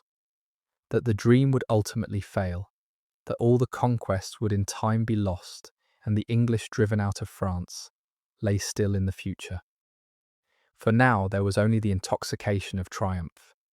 and she tasted it at her husband's side, a great lady at the centre of a conquering nation. The triumph would not last, though Margaret was spared the full bitterness of its undoing. In the decades after her death, the tide of the French war turned decisively against the English, and one by one the gains of Henry V slipped away, until at last the English were driven out of France altogether, save for a single town, and the long dream of a dual monarchy collapsed into ruin. The Normandy that she had crossed to, in the high noon of English fortune, the duchy her husband had helped to win and to govern, was wrenched back by the French, and all the blood and treasure spent on its conquest came in the end to nothing.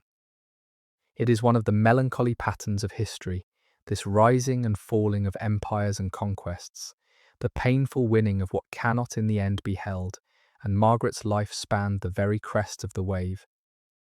The brief, glorious moment when England seemed to have achieved the impossible. She had stood at the centre of that triumph, the wife of one of its architects, and she was spared the sight of its collapse, dying while the English still held their conquests, before the long retreat began.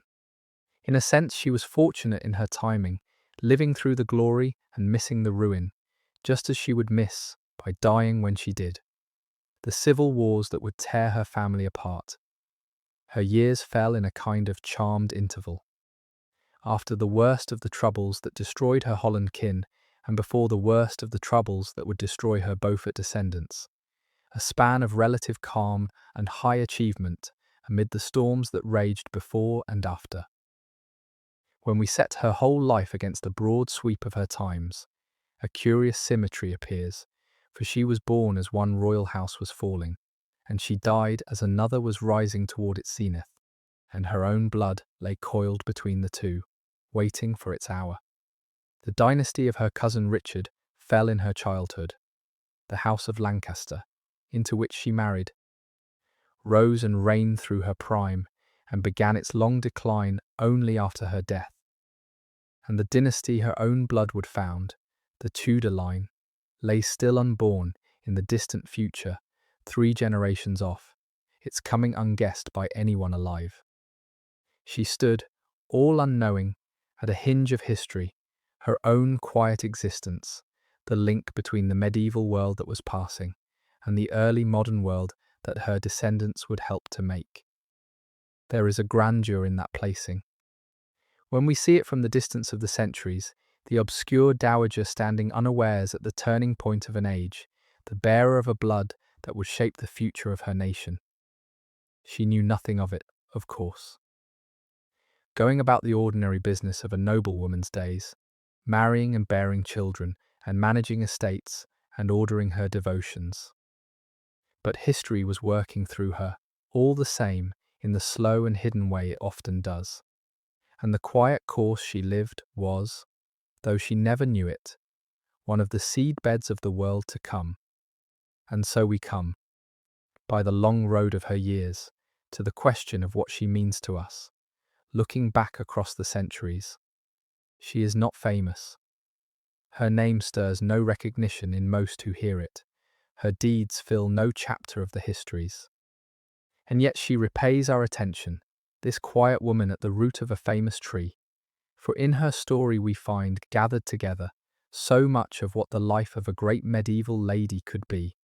The high blood and the arranged marriages, the bearing of children and the burying of husbands, the management of estates and the patronage of religion, the long endurance through a violent age and the careful ordering of a memory meant to outlast the flesh. She is, in a sense, an every woman of her class and her age, and at the same time she is wholly herself, a particular person who lived a particular life and left, in her tomb at Canterbury, a particular and enduring mark. To have spent these hours in her company is to have travelled into a vanished world and to have met, across the gulf of the centuries, a human being who lived and loved and endured much as we do, and who deserves, for all her obscurity, to be remembered with respect and with sympathy. And that, in the end, is what we have tried to give her tonight.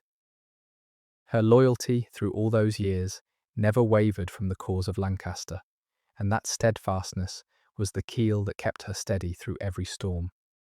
Her own Holland kin had wrecked themselves on the rock of loyalty to the fallen Richard, and Margaret seems to have learned the lesson of their ruin, for she bound herself firmly to the rising power and never looked back. Both her marriages tied her to the ruling dynasty, the first to a Beaufort, half-blood kin of that house, the second to a true-born Lancastrian prince. Her children were raised in loyalty to that house, and her daughter wed a sovereign who was its ally. In an age when the wrong allegiance could mean ruin or death, Margaret chose her side early and held to it without faltering. And that constancy was rewarded with the long security and high honour of her later years. There was nothing of the turncoat in her, none of the trimming and shifting that marked so many careers in that treacherous age. She knew where her loyalty lay, and she kept it, and it kept her. It is a quiet virtue, this steadfastness, easily overlooked beside the more dramatic qualities of the age, but it was the foundation of her long success, the steady ground on which her whole prosperous career was built. There is a larger pattern in this, worth pausing on, for Margaret's life fell at the meeting point of two great convulsions of the English crown. Before her time, and into her youth, came the troubles that brought down Richard II. The deposition and the murder of a king, the seizure of the throne by the Lancastrian line, the revolts and the executions that followed, in which her own kinsmen perished. After her time came the wars between the descendants of that same dynasty and their rivals of York, the long bloodletting that consumed her grandsons and very nearly her whole line. Between these two storms lay the years of Lancastrian triumph, the reigns of the first three kings of that line. And it was in these years, the calm, bright centre between the tempests, that she passed the greater part of her life. She had been touched by the first storm, losing her brother and uncle to it, but she had ridden it out by attaching herself to the rising house, and she was spared the second storm entirely, dying before it broke. It was a fortunate placing in time, this span spent in the sunlit interval between two darknesses, and it allowed her to flourish where those who came before and after were cut down. She made the most of her fortunate hour, rising as high as a woman of her birth could rise, and she passed from the scene before the darkness closed in again, leaving her descendants to face the storm she had been spared. The century she belonged to was one of the most extraordinary in the English past, crowded with mighty names and dramatic events, and Margaret moved among them all. Hers was the age of the warrior king who triumphed at Agincourt, of the long wars in France that swung from glory to ruin, of the saint girl of Lorraine who rallied the French and was burned for it, of the mad monarch and the warring dukes whose quarrels would tear England apart. She was a contemporary of these mighty figures and these momentous events, a witness, from her high place, to the unfolding of one of the most eventful chapters of her nation's story. The kings she knew, the wars she lived through, the celebrated deeds done in her lifetime, all of these have filled the histories and the imaginations of later ages, while she herself, who stood so near to them, has been forgotten. Yet she was there, a real presence at the edge of all those storied scenes, kin to the crowned heads and wed to the princes who made the history that we remember. To recover her is to be reminded that behind the storied names and the dramatic events stood a whole society of people, now forgotten, the husbands and wives and parents and children of the mighty, whose lives were bound up with the mighty doings of the age, even though their own names have faded from the record. Margaret was one of these, a figure at the edge of the storied past, and in following her we glimpse that story from an unfamiliar angle, through the eyes of one who lived alongside the mighty rather than among them in the histories.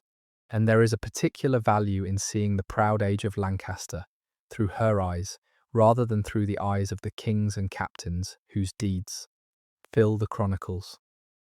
The histories tell us of battles and treaties, of the rise and fall of the English cause in France, of the deeds of warrior kings.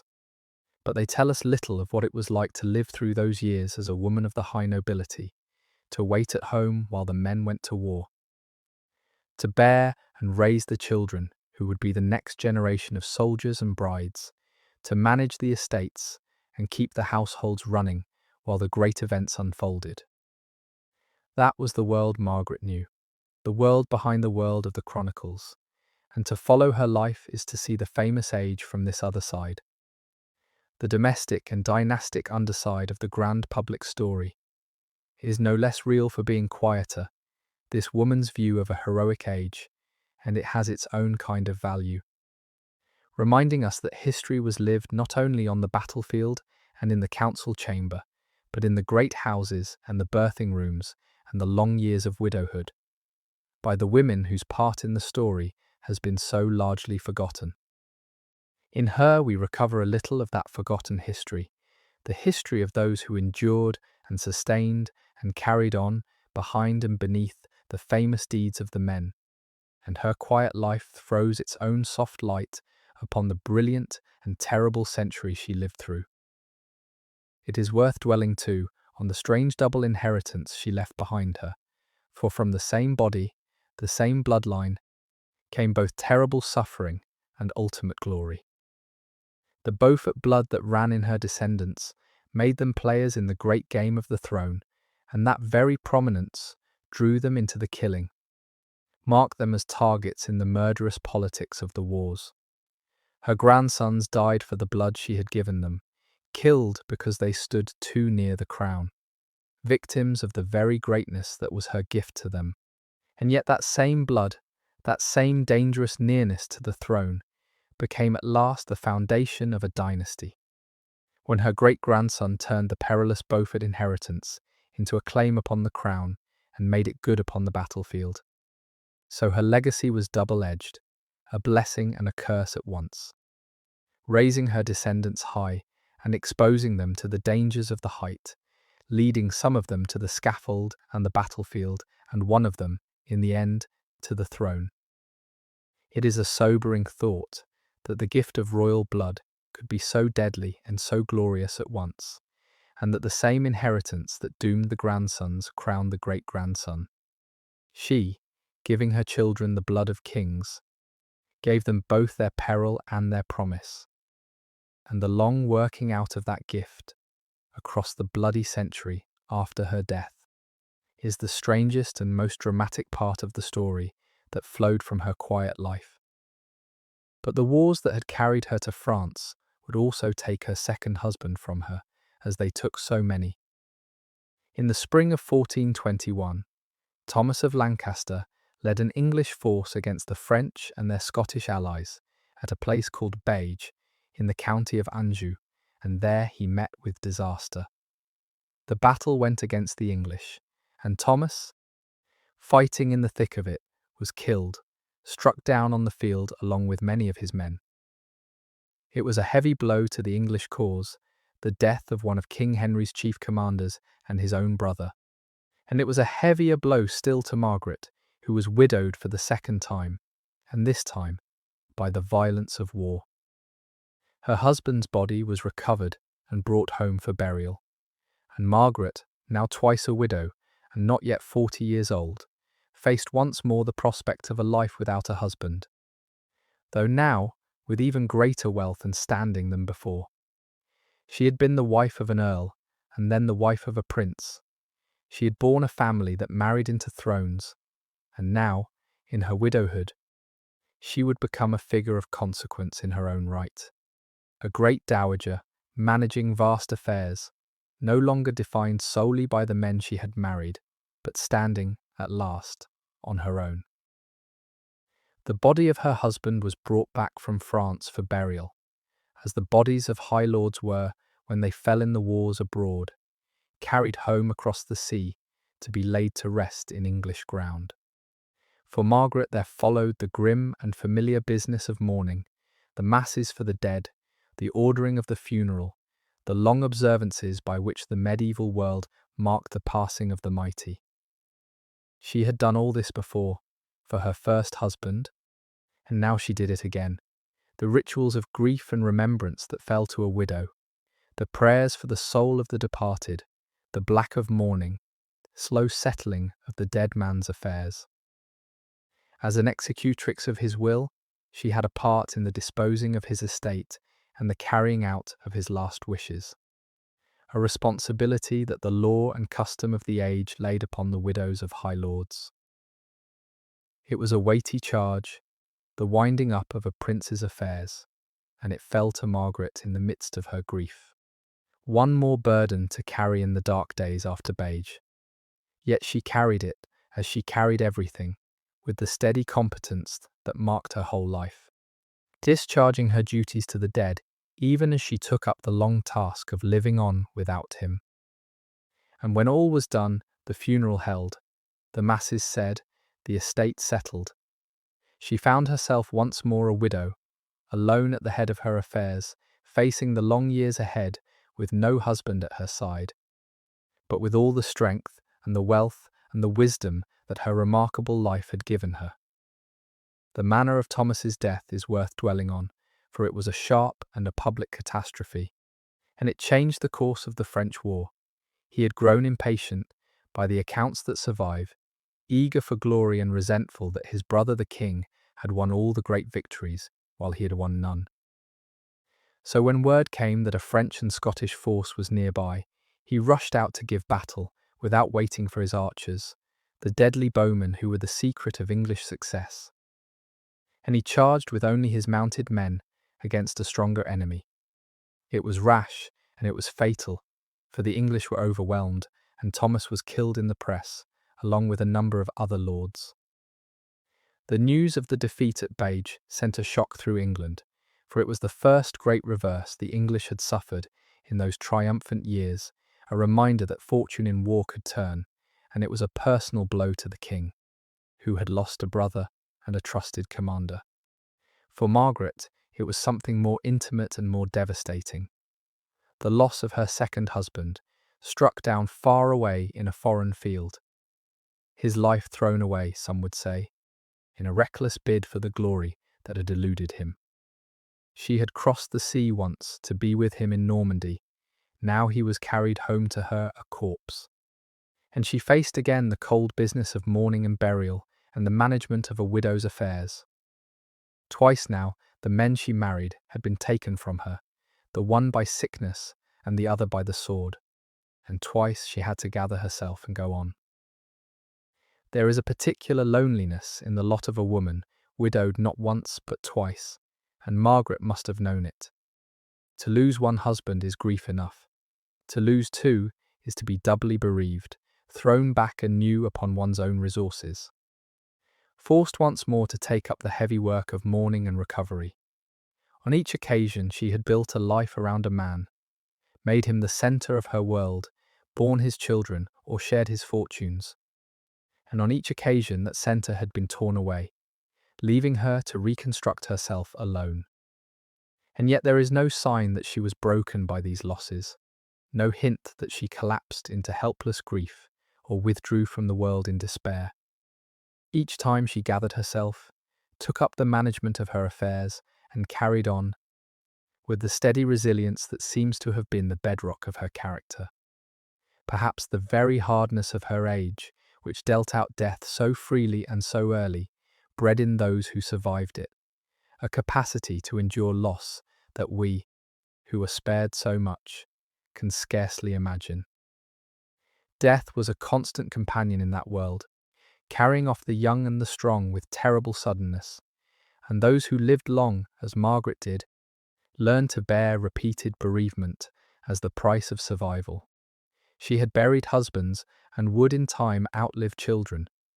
She knew grief intimately, the recurring grief of a long life in a mortal age.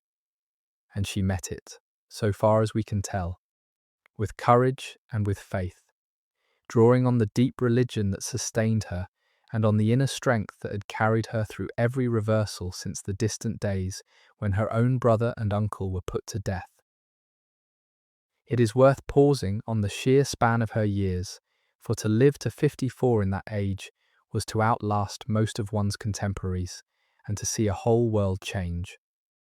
The companions of her youth, the men and women who had peopled the bright court of her early days, would mostly have gone before her, carried off by sickness or war, or the slow attrition of the years.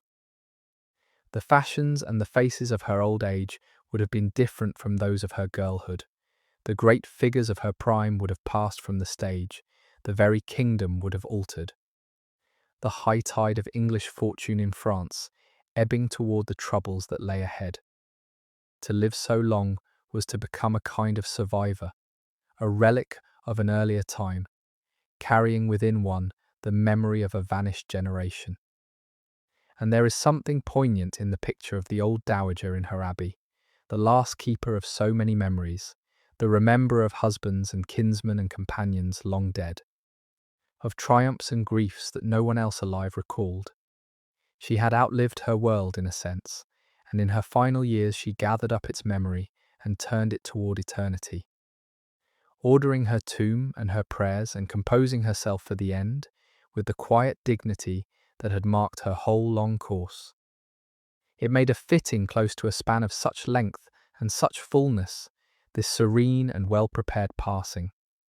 The last act of a woman who had met everything her remarkable years had brought her with the same unfailing steadiness, and who met death itself, when it came at last, in the same spirit.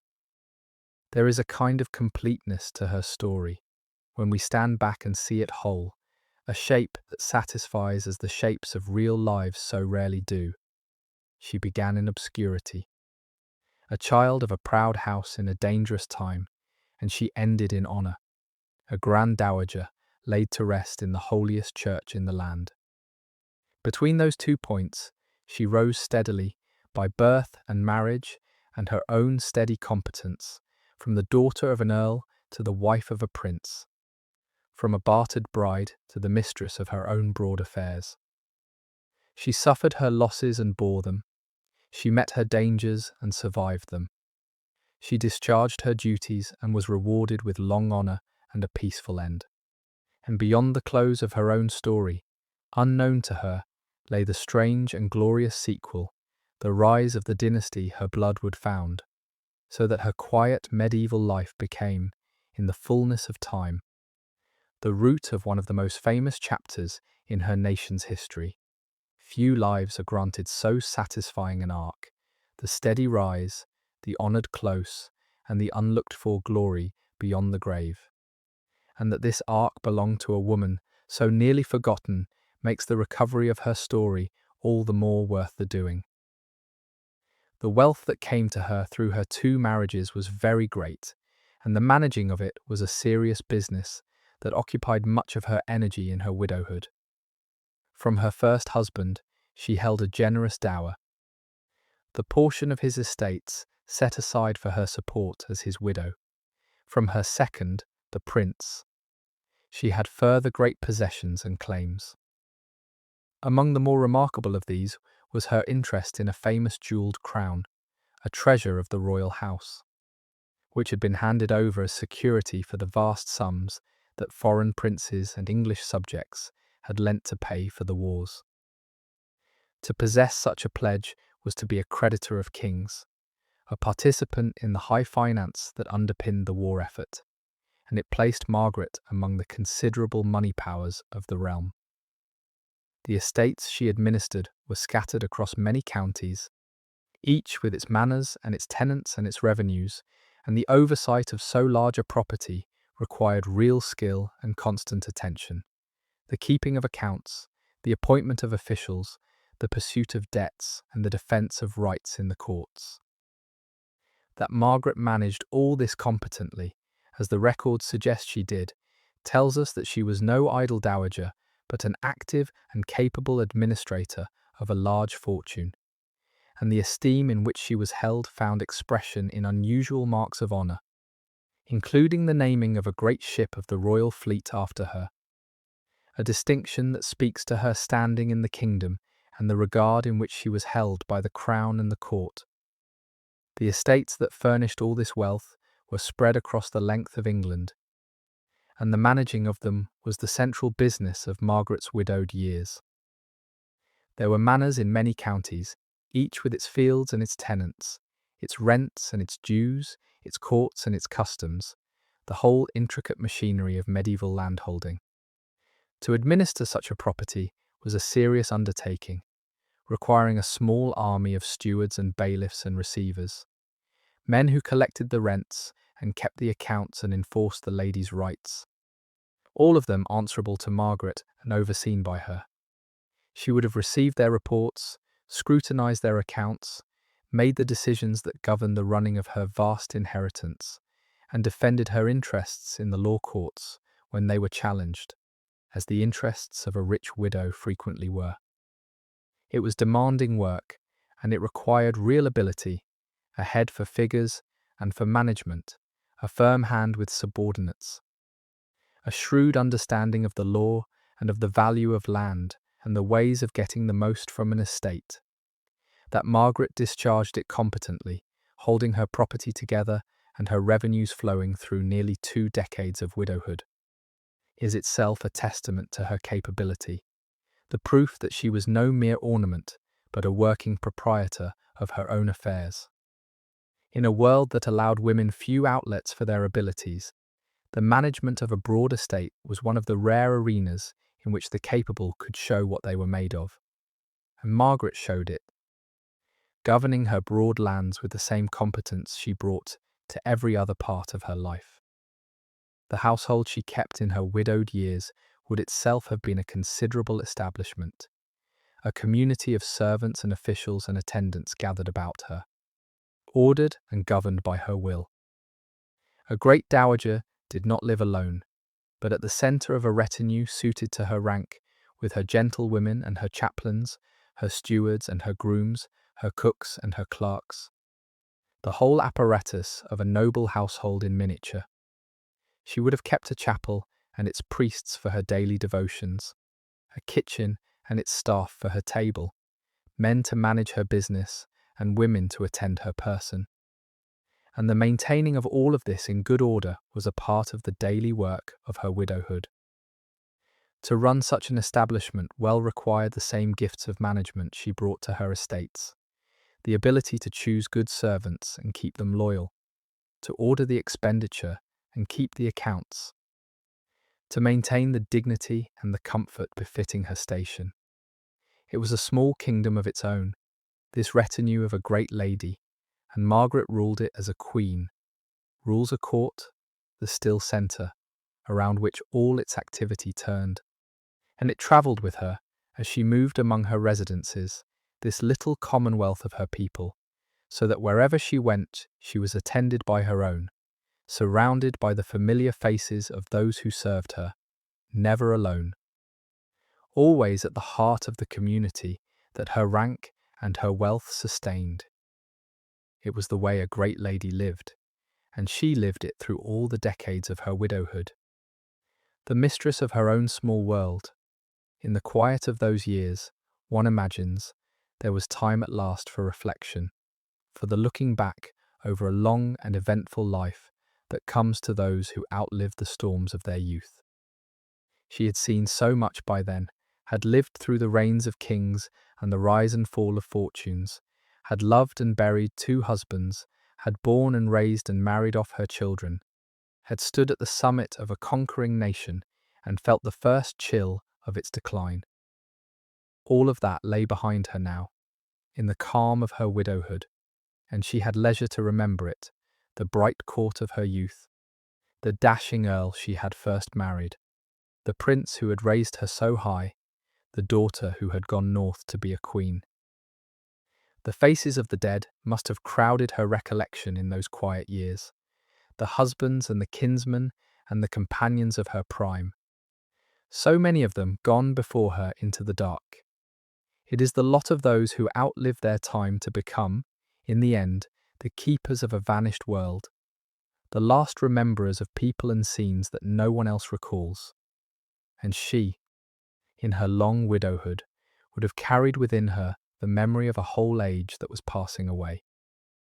And perhaps it was partly that, the consciousness of so much already lost, that turned her thoughts toward the making of her monument. Yet the one thing that might preserve some trace of her and her vanished age against the forgetting that swallows all things in the end. It is tempting, looking at the long and capable management of her widowed years, to see in her one who had found, at last, her truest self. For all the splendour of her marriages, she had spent the first half of her life subordinate to the men she married, her role defined by theirs, her station a reflection of their greatness. In her widowhood that changed, she stood now in her own right, mistress of her own great fortune, answerable to no one, free to manage her affairs and order her devotions and plan her memory exactly as she chose. And the figure who emerges from the records of those years is an impressive one, competent, devout, dignified, possessed of a quiet authority and a sure command of her own affairs. There is no sign of weakness in her, no hint of a noblewoman floundering without a man to guide her. On the contrary, she seems to have thrived in her independence, governing her wide estates and her large household with evident skill, and turning her thoughts, as the years advanced, toward the disposing of her soul and her memory with the same deliberate care. It is in these years, perhaps, that we see most clearly the woman she truly was, freed from the shadow of husbands and standing forth in her own character, and that character was a strong and an admirable one. The character of a capable and self-possessed lady who knew her own worth and governed her own life with a steady hand. We are left, in the end, to imagine much of her inner life, for the records that survive tell us a great deal about what she did and very little of what she felt. We know whom she married and when, how many children she bore, what estates she held, and how she disposed of them, where she chose to be buried, and how she arranged it. But of her thoughts and her feelings, her joys and her sorrows, her private hopes and fears, we know almost nothing, for she left no letters that reveal her feelings, no diary of her inner self, only the dry outward facts of a great career. We must guess, then, at the person behind the facts, reading her character from her actions, her feelings from the circumstances around her. We may guess at her grief when her husbands died, at her pride in her children's brilliant marriages, at her anxiety in the dangerous years, at the quiet satisfaction of her capable widowhood. But it is all guesswork in the end, a reaching across the centuries toward a woman who has left us only the barest outline of herself. And perhaps that is fitting, for it was the lot of women in that age to pass their days in the shadow of men, their inner selves unrecorded, their feelings unremembered, their part in the great story passed over in silence. Margaret was more fortunate than most, in that we know at least the shape of her life, but the heart of her, the living person who loved and grieved and hoped, is lost to us, and we can only imagine her, as we imagine all the silent wives and daughters of the past, and grant her, across the gulf of the centuries, the sympathy and the remembrance that her own age so rarely gave to women of her kind. And if we cannot know her inmost feelings, we can at least admire her record, the long arc of a life lived with evident skill and strength. Consider what she accomplished by the measure of her age. She married twice, and both times brilliantly, rising from earl's wife to prince's widow. She bore 6 children who lived, and launched them so well that one became a queen and 2 became dukes. She managed great estates and a great household with competence, through nearly 2 decades of widowhood. She kept her faith and her devotions with evident seriousness, and she crowned it all with a monument that has preserved her memory for 6 centuries. Few lives, in any age, could show so much, and that this was the achievement of a woman, in an age that allowed her sex so little scope, makes it the more remarkable. She worked with the materials her age gave her, the marriages and the children and the management of property and the patronage of religion, and she made of them a life of real substance and real success, leaving her mark upon her world and upon the future in ways that few could match. We need not sentimentalize her, nor pretend to a knowledge of her heart that we do not have, to recognize in her a woman of genuine ability and genuine accomplishment, who played the hand her birth had dealt her with skill and courage, and who deserves, for that, our respect across the centuries that divide us. The years that followed Thomas's death were in some ways the most interesting of Margaret's life, for in her long widowhood she emerged as a power in her own right, no longer the wife of this man or that, but a force in herself. Freed from the tutelage of a husband, she stood at last on her own feet, answerable to none, mistress of her own choices and her own days. And she rose to that freedom with a quiet confidence that suggests she had long been ready for it. She had inherited, through her second husband, claims and treasures of real consequence, including a share in a huge sum of money promised by foreign princes and even a precious royal crown that had been pledged as security for the loans that paid for the wars. Such was her standing in the kingdom that she enjoyed the rare distinction of having a fine ship of the royal fleet named in her honour, a mark of esteem granted to very few. She moved through the world of high politics and high finance as a respected figure. Her wealth and her royal connections, and her own evident capability, giving her an influence that few of her sex in that age could match. This was no longer one defined by her husbands, but a dowager of the first importance, a manager of fortunes, a personage in the affairs of the realm, living proof of how much power a wealthy widow might wield in that age, if she had the wealth and the wit to use it. We do not often think of medieval noblewomen as figures of power in their own right, picturing them rather as pawns in the marriages of men, ornaments of the households they were married into. And for many that picture is true enough.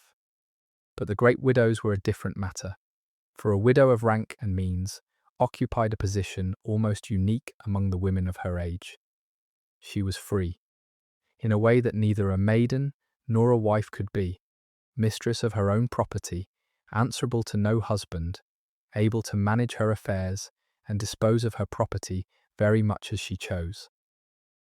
The law and custom of the age, which subjected wives so thoroughly to their husbands, gave to widows a real and considerable independence, and a lady of Margaret's fortune and standing could wield in her widowhood, an influence that few of her sex could ever know. She held her lands, collected her revenues, conducted her lawsuits, made her gifts and her bequests, all on her own authority, a major proprietor in her own right. It was, for a woman of that age, a rare taste of autonomy, and the evidence suggests that Margaret used it well, governing her affairs with competence and managing her broad estate with a sure hand. For nearly 2 decades after the death of her second husband, she lived as such a widow, neither remarrying nor retiring from the world, but holding her place as one of the foremost dowagers of the realm. And in those years, she was perhaps more fully herself, more wholly her own mistress, than at any other time in her days. We should picture her, in those years, as a figure of real authority, accustomed to command and to being obeyed. The stewards who managed her manors answered to her. The tenants who held her lands paid their rents to her. The servants of her household looked to her for their orders and their wages. She presided over a little world of her own making, the lands and the people and the affairs that her marriages and her widowhood had placed in her hands. And she governed it, by all the signs, with skill and firmness. And there is something bracing in the picture when one pauses on it of this widow at the head of her own affairs, deferred to and obeyed, dispensing justice in her manor courts and orders to her officers. A small sovereign in her own domain. It is not the image we are taught to hold of medieval women, who come down to us mostly as silent figures in the margins of the men's story. And yet it was the reality of many a great widow's life, and it was Margaret's reality through the long years of her widowhood. She had stepped, at her second husband's death, out of the role of wife and into the role of ruler, the governor of her own lands and people, and she filled it by every sign with quiet command. There was a kind of dignity in it that the records, for all their dryness, cannot quite conceal, the dignity of a capable person trusted with great responsibility and discharging it well. We do her an injustice if we picture her only as a wife and widow, defined by the men she married. She was also, in those long years alone, a figure of authority in her own right. And it is in that authority, perhaps, that her real character shows most plainly. This independence of the widow was one of the few avenues by which one of her sex could come into her own, and it is worth dwelling on how rare and how precious it was. A daughter was subject to her father, who disposed of her hand as he saw fit. A wife was subject to her husband, her property, and her person alike under his governance, her will subordinate to his in the eyes of the law. Only in widowhood did a woman of rank step out from beneath the authority of men and stand at last as her own mistress, free to hold and manage property, to make contracts and lawsuits, to dispose of her wealth and order her life by her own judgment. For a capable and strong-minded soul, this could be a liberation, the first taste of true autonomy in a life otherwise spent in subjection, and many a widow guarded her freedom jealously, refusing to remarry and surrender their independence to a new husband's control. Margaret had remarried once, it is true, but after her second widowhood, she did not marry again, choosing instead to remain her own mistress through the long years that remained to her. Whether this was by choice or by circumstance, we cannot certainly say. But the effect was the same. For nearly 2 decades, she lived as a free woman, beholden to no husband, the mistress of her own great fortune and her own decisions.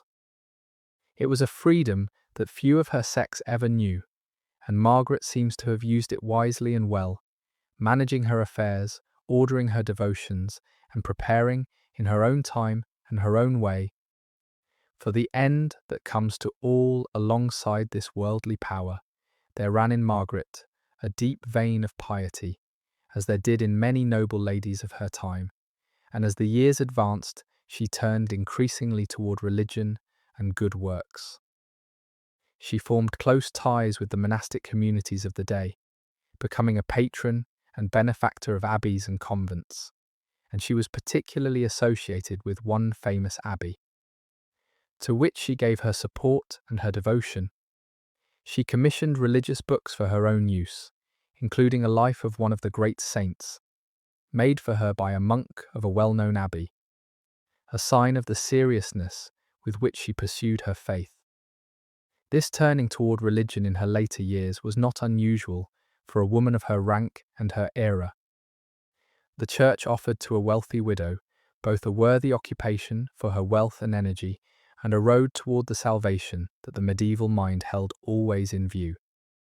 But in Margaret's case, there seems to have been genuine devotion behind it, a real and serious faith that ordered her later years and shaped how she wished to be remembered. She had lived at the very heart of the world, amid wars and crowns and the highest affairs of state. Now, in her later years, she gave much of her thought to the next world, and to the disposing of her soul and her memory in a manner befitting a noble and pious lady. The religion of a woman like Margaret was not a thing apart from her daily life, as faith can be for us, but woven through the whole of it, the very framework within which she understood her existence. She would have heard Mass daily, perhaps more than once, in her own chapel with her own chaplains. She would have kept the fasts and the feasts of the church calendar, marked the long cycle of the holy year, and ordered her days around the hours of prayer. Her wealth gave her the means to express her devotion in lasting ways, through gifts to religious houses, the founding of chantries where priests would pray for her soul, the commissioning of beautiful books of devotion, and the endowment of masses to be said for her after her death. This was not mere superstition, nor mere display, though it was partly both. It was, for the people of that age, the most serious of all matters, the care of the immortal soul and its passage through the perils of death to the hope of heaven. A great lady approaching the end of her life turned her thoughts naturally to these things, to the settling of her spiritual accounts as carefully as her worldly ones. And Margaret's elaborate provisions for her burial and for the prayers that would follow it were of a piece with the devotion of her whole later years. She was preparing, in the way her age understood, for the most important journey of all, the one that waited beyond the grave, and she meant to make it well provided for, attended by the prayers of the church and lodged in the holiest of ground. The shape of her devotional day would have followed the ancient rhythm of the church, the round of prayer that ordered the hours from waking to sleeping.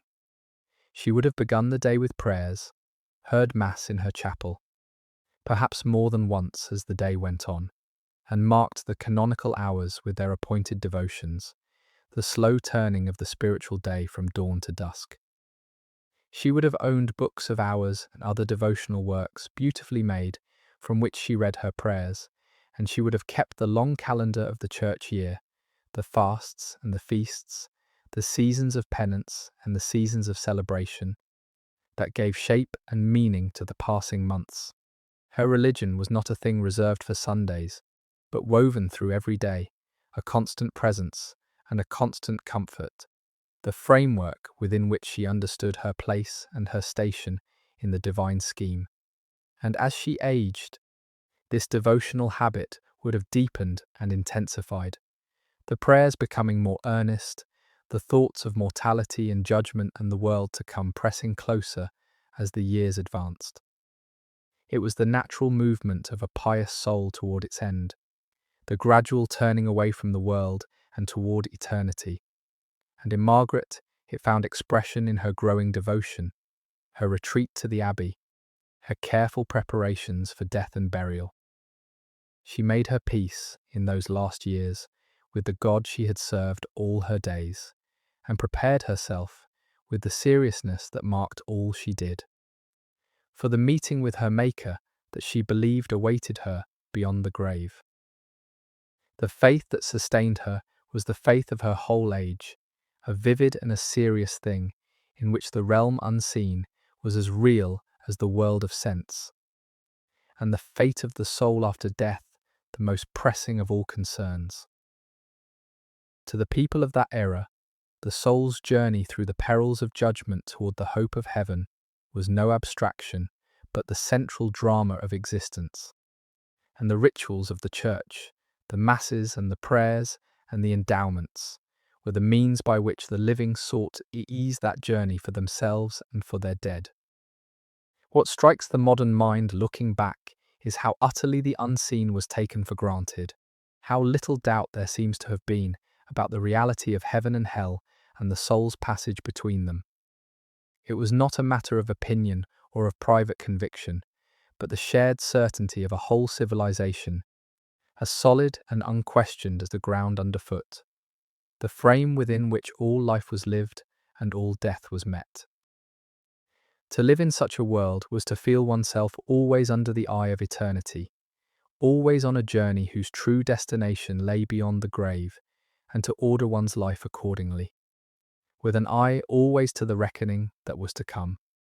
We can scarcely imagine, in our more doubting age, the steadiness such a faith could give, the way it set each grief and each joy within a vast and meaningful order, made sense of suffering and softened the sting of death. It was the air that she and all her contemporary breathed, the deep certainty beneath all the busy affairs of their lives, and it was never more present than at the approach of death. When the soul made ready for the journey it had been preparing for all along, in that faith she lived, and in that faith she died.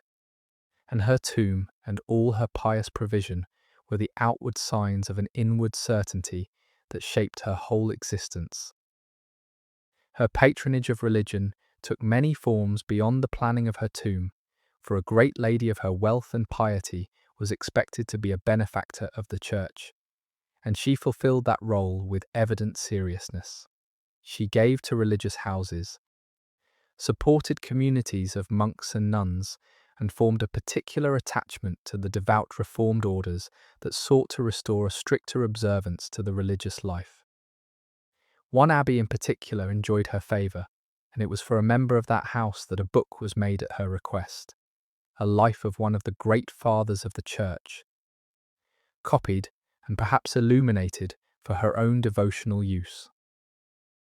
Such books were treasures in that age, when every volume was written out by hand, and a finely made book might be worth as much as a small estate, and to commission one was both an act of piety and a display of wealth and cultivation. That Margaret did so tells us that she was a woman of some learning and refinement, who valued the things of the mind and the spirit, and who used her wealth not only for worldly display, but for the nourishment of her soul. The religious houses she favoured, the books she commissioned, the masses she endowed, all of these were the expressions of a serious and sustained devotion, the faith of a woman who took the care of her soul as seriously as the management of her estates, and who meant to leave the world having discharged her duties to heaven as fully as her duties to her family and her name. The particular abbey to which she gave her devotion was one of the newer and stricter foundations of the age, a community dedicated to a more rigorous and contemplative form of the religious life than the older monasteries had come to practice. In the later medieval centuries, there was a movement of reform within the Church, a reaching back toward the original strictness of the monastic ideal, and the new foundations made in that spirit attracted the patronage of the pious among the great, who saw in them a purer and more earnest devotion than the wealthy old abbeys, grown comfortable and worldly, could offer.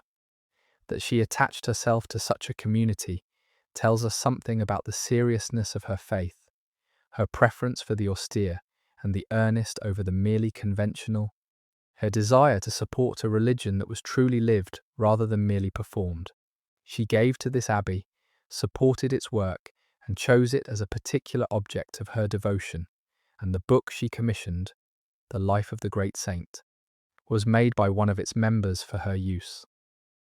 In all of this, we see a woman whose religion was no mere formality, no empty observance of the forms expected of her rank, but a real and considered devotion, thoughtfully directed toward the purest expressions of the faith that she could find. It was the piety of a serious soul, and it deepened, as such piety often did, in the later years of her life, as the things of this world fell away and the prospect of the next drew near. The two husbands she had married could hardly have been more different in their circumstances, and the contrast between them tells us something about the range of Margaret's life. Her first husband, the Beaufort Earl, had been a man making his way, royal in blood, but not in title, the son of a love affair, climbing toward the security his birth had denied him.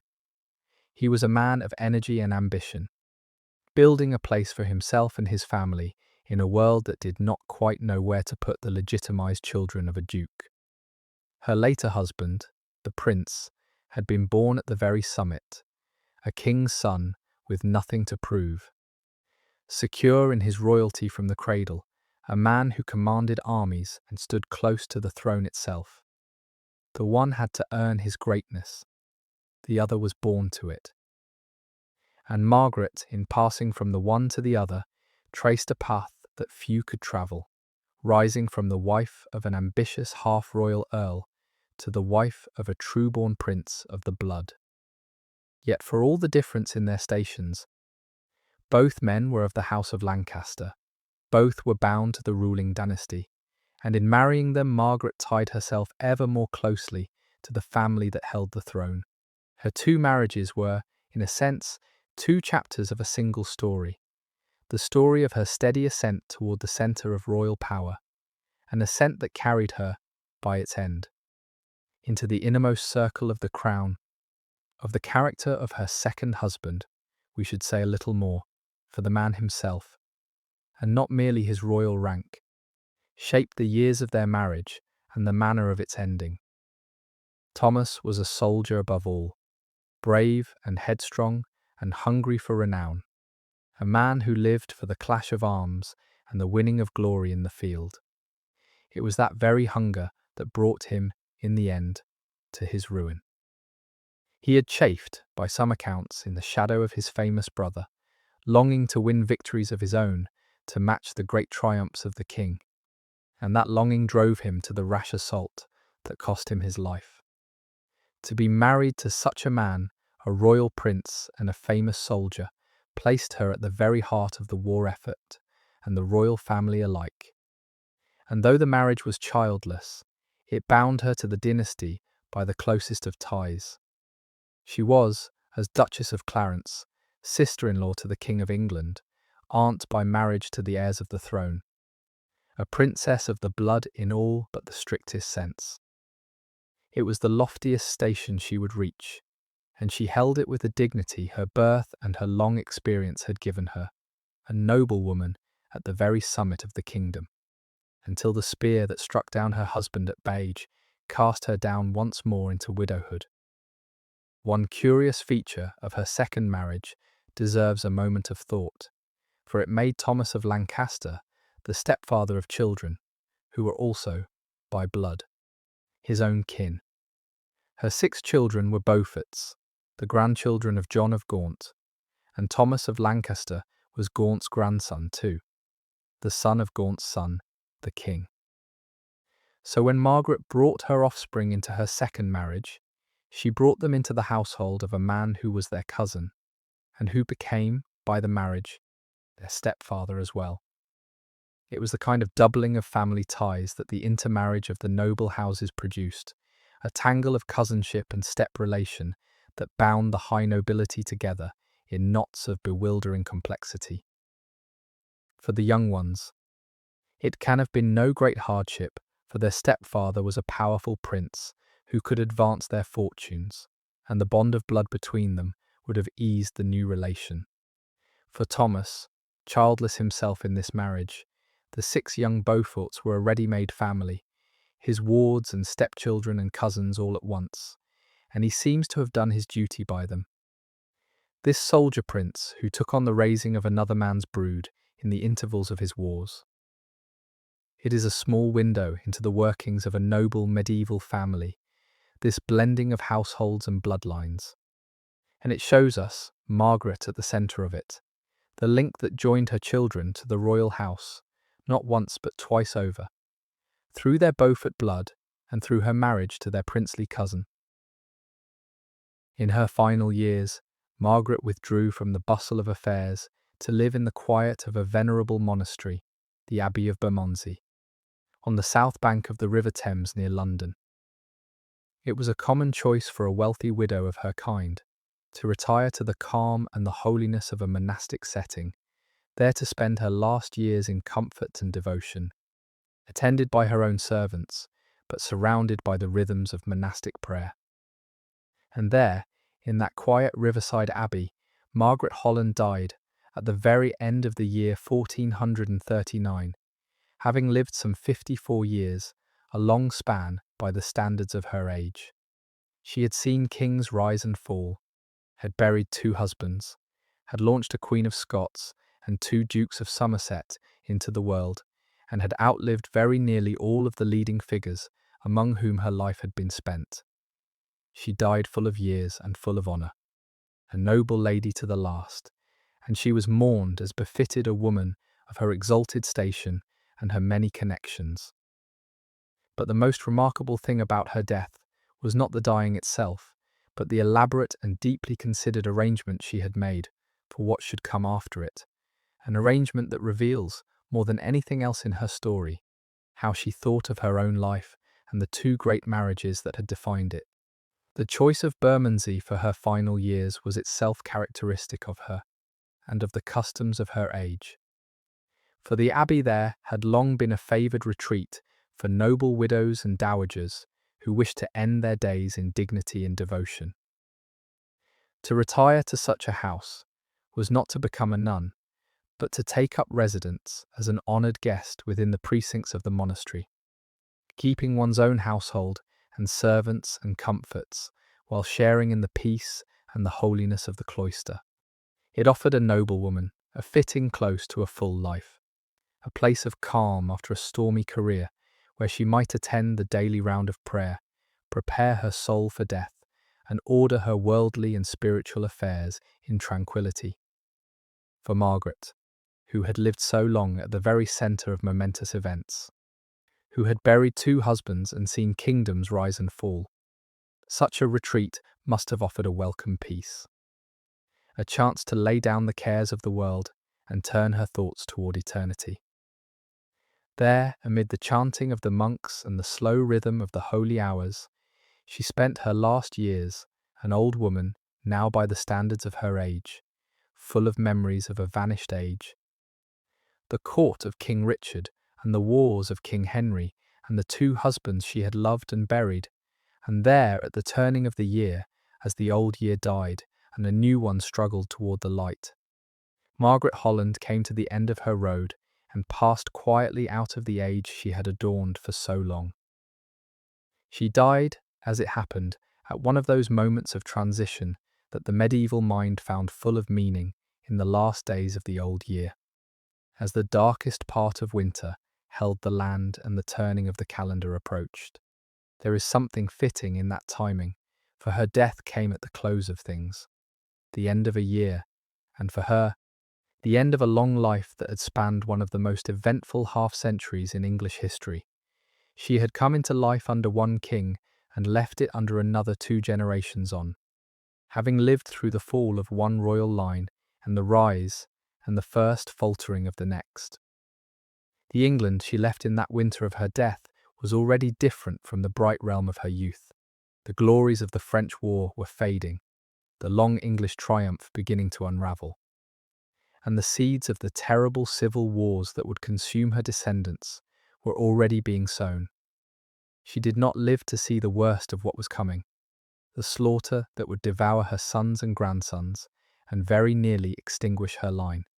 She passed instead in the quiet of her abbey, full of years and full of honour, before the storm broke, and was carried to the magnificent tomb she had prepared to lie in peace through all the violent years ahead, untroubled by the ruin that would fall upon the house she had helped to found and the eventual, unlooked-for triumph that would crown it. For Margaret had decided, before she died, exactly how and where she wished to be buried, and her decision was a striking one. She would not be laid to rest beside one husband or the other, as most twice-married people were, forced by the nature of things to choose a single resting place and a single spouse to lie beside for eternity.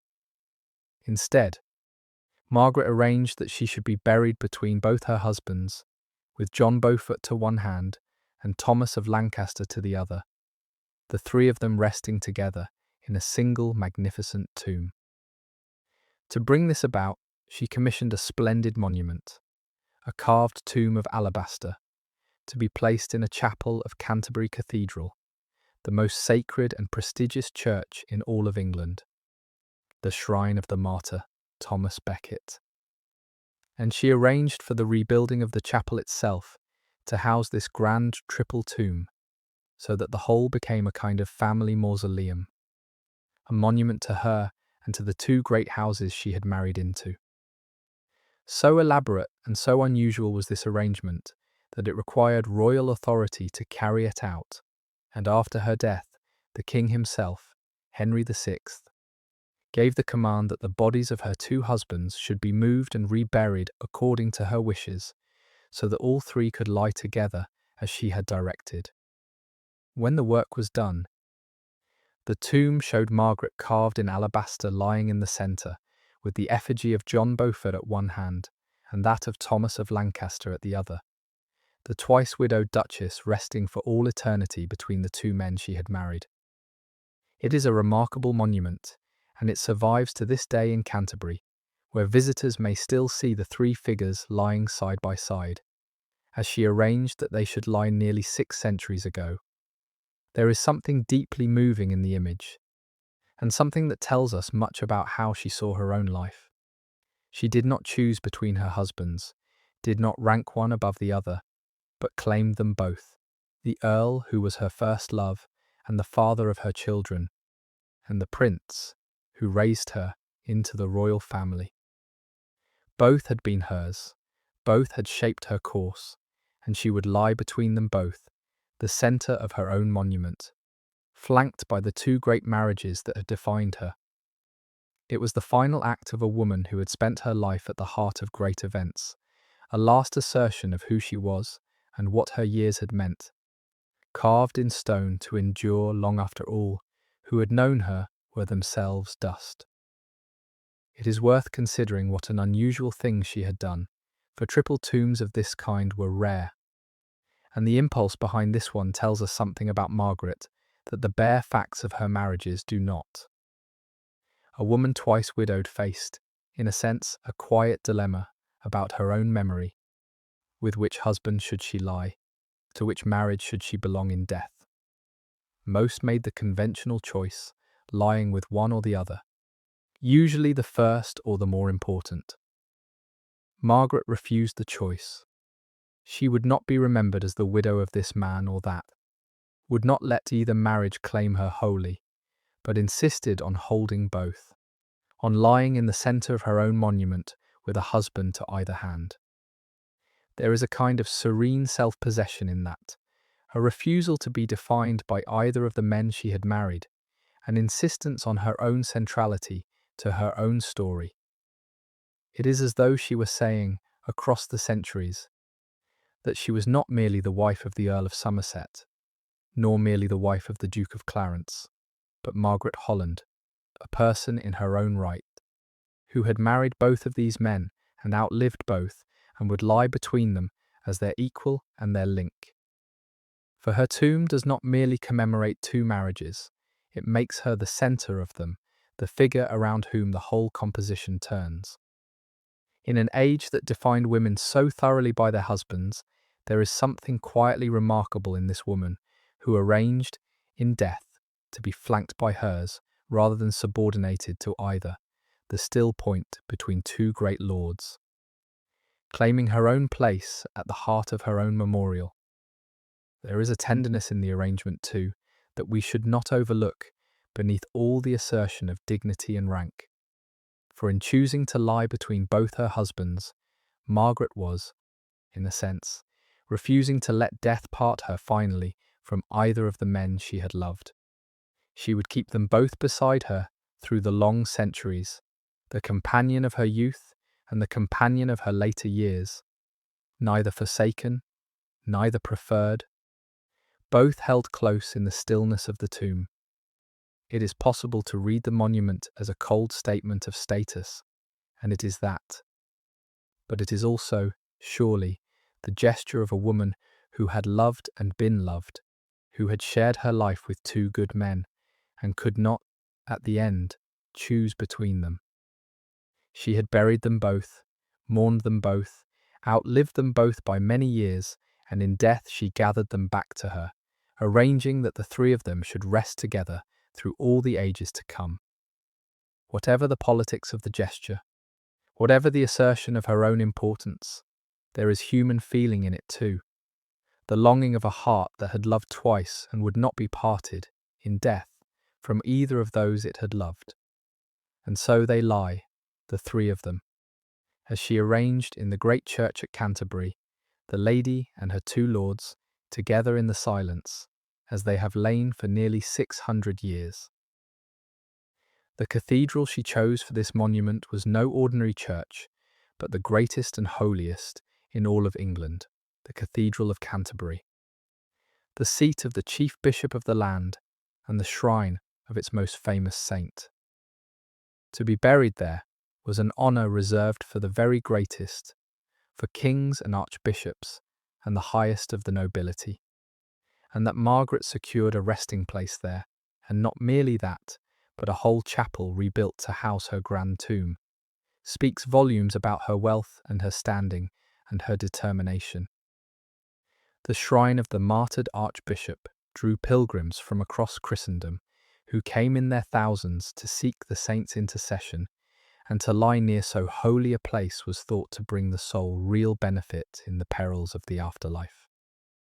Margaret, choosing Canterbury for her rest, claimed for herself a share in that holiness, a grave in the most sacred precincts the kingdom could offer, surrounded by the prayers of the pilgrims and watched over by the bones of the saint. It was the choice of one who thought carefully about the disposing of her soul, and who had the means to secure for it the very best provision the age could supply. And it was the choice of a lady conscious of her own dignity, who meant her monument to stand in the most prestigious setting in the realm, where it would be seen and remembered and prayed beside for centuries to come. In all of this, we see the same Margaret, capable, deliberate, conscious of her worth, and determined to order even her death and her memory with the same sure hand she had brought to the affairs of her life. The building of the chapel that would house her tomb was itself a considerable undertaking, a work of architecture and craftsmanship commissioned and paid for by Margaret to create a fitting setting for her monument and the bodies of her two husbands. To rebuild or refurbish a chapel within the great cathedral was no small matter, requiring the labour of masons and carvers and glaziers, the quarrying and dressing of stone, the work of skilled craftsmen over a span of time, all of it at Margaret's expense and direction. The tomb itself, with its 3 carved effigies in alabaster, was a masterpiece of the funerary art of the age, the figures rendered with care in the stiff dignity of the style. The whole monument designed to proclaim the rank and the piety and the connections of those who lay beneath it. Such a tomb was a statement, as much as a grave, a permanent assertion in stone of the importance of the dead, set up where it would be seen by the pilgrims and the worshippers who thronged the cathedral, a claim upon their prayers and their remembrance. Margaret, in commissioning so grand a monument in so prestigious a setting, was securing for herself a kind of immortality, a place in the great church that would endure for centuries. Her effigy, lying in state between her husbands long after the living had forgotten her name. And so it has proved, for the tomb survives to this day, when so much else of her age has crumbled away. A silent witness to the woman who planned it, the one part of her that has truly endured, carrying her memory down the long centuries to our own day. There is a lesson in that endurance, about what survives of a human life and what does not. Of Margaret herself, the living person, almost nothing remains, no portrait that we can trust, no letters in her hand, no record of her voice or her laughter or the colour of her eyes. The flesh and blood person she was has vanished as completely as if she had never lived, gone the way of all the countless millions who have passed across the earth and left no trace. And yet, because she had the wealth and the will to raise a monument in stone, something of her does endure. Not the woman herself, but her image, her effigy, the idea of her lying in cold alabaster between her husbands in the great cathedral. It is a strange kind of immortality, this lasting on in stone, the only kind that her age could offer, and it has served her well, for here we are, 6 centuries on, speaking her name and telling her story, drawn to her in part by the very monument she raised. Had she not built that tomb, she might have vanished as utterly as the unnumbered dead, a mere name in a genealogy, if she were remembered at all. But the tomb has kept her, has held her image before the eyes of the living through all the long centuries, and so she endures, after a fashion, the lady who would not be forgotten, who reached out from her deathbed to claim a place in the memory of the world, and who, against all the odds of time and forgetting, has held it. If you should ever stand before that tomb in Canterbury, as many thousands have over the centuries, you would see the 3 figures lying in their cold and patient stillness, the lady in the centre with a lord to either hand, carved in the stiff dignity of their age, their painted colours long since faded to the pale gold of the alabaster. You would not know, unless you were told, the long and eventful life that lay behind that quiet effigy, the loves and the losses, the triumphs and the griefs, the half-century lived at the summit of a vanished world. You would see only the serene stone face, the folded hands, the patient posture of the dead, giving nothing away. And yet she is there, in a sense, in that carved likeness, the lady who arranged it all, who chose to lie just so, between the two men she had married, in the holiest church in the land. The tomb is her last word, her final statement about who she was and how she wished to be remembered, and it speaks still, to all who pause before it, of one who would not vanish without trace, who reached across the centuries to claim her place in stone and in memory. It is a quiet kind of triumph, this endurance in alabaster, and standing before it one might spare a thought for the living person behind the stone, the real Margaret who once laughed and wept and loved and feared, and who lies now in the silence she so carefully prepared between her husbands, in honour, at the heart of the great church she chose for her rest. It is a strange and a humbling thing to stand at such a distance of time from a human life and to try to call it back, to make the dry facts live again, to imagine the woman who breathed and moved behind the carved stone and the faded records. We cannot truly reach her, of course. 6 centuries lie between us, and almost everything that made her a living person has been lost beyond recovery. And yet the effort is worth making. For in the attempt to remember her, we affirm something important. That a human life matters, that it deserves to be remembered, that the people of the past were as real as ourselves, with their own hopes and fears and loves and griefs, however little of all that has come down to us. Margaret Holland lived and loved and suffered and endured and rose high and died at last in honour and arranged to be remembered, and in remembering her, even across so vast a gulf of years, we do her a kind of justice, and remind ourselves of the depth and the reality of the human past, the countless lives that lie behind us, each one once as vivid and as urgent as our own. That is the gift that history can give, the recovery of the lost, the calling back of the forgotten. And tonight, for a little while, we have given it to Margaret Holland, the great-grandmother of the Tudors, the lady who lies at Canterbury between the 2 husbands she loved. We have travelled a long way together this evening, from a fortified manor house in the green country of medieval England to a carved tomb in the greatest church in the land, following the whole arc of a life that began in the reign of one king and ended in the reign of another, 3 generations on.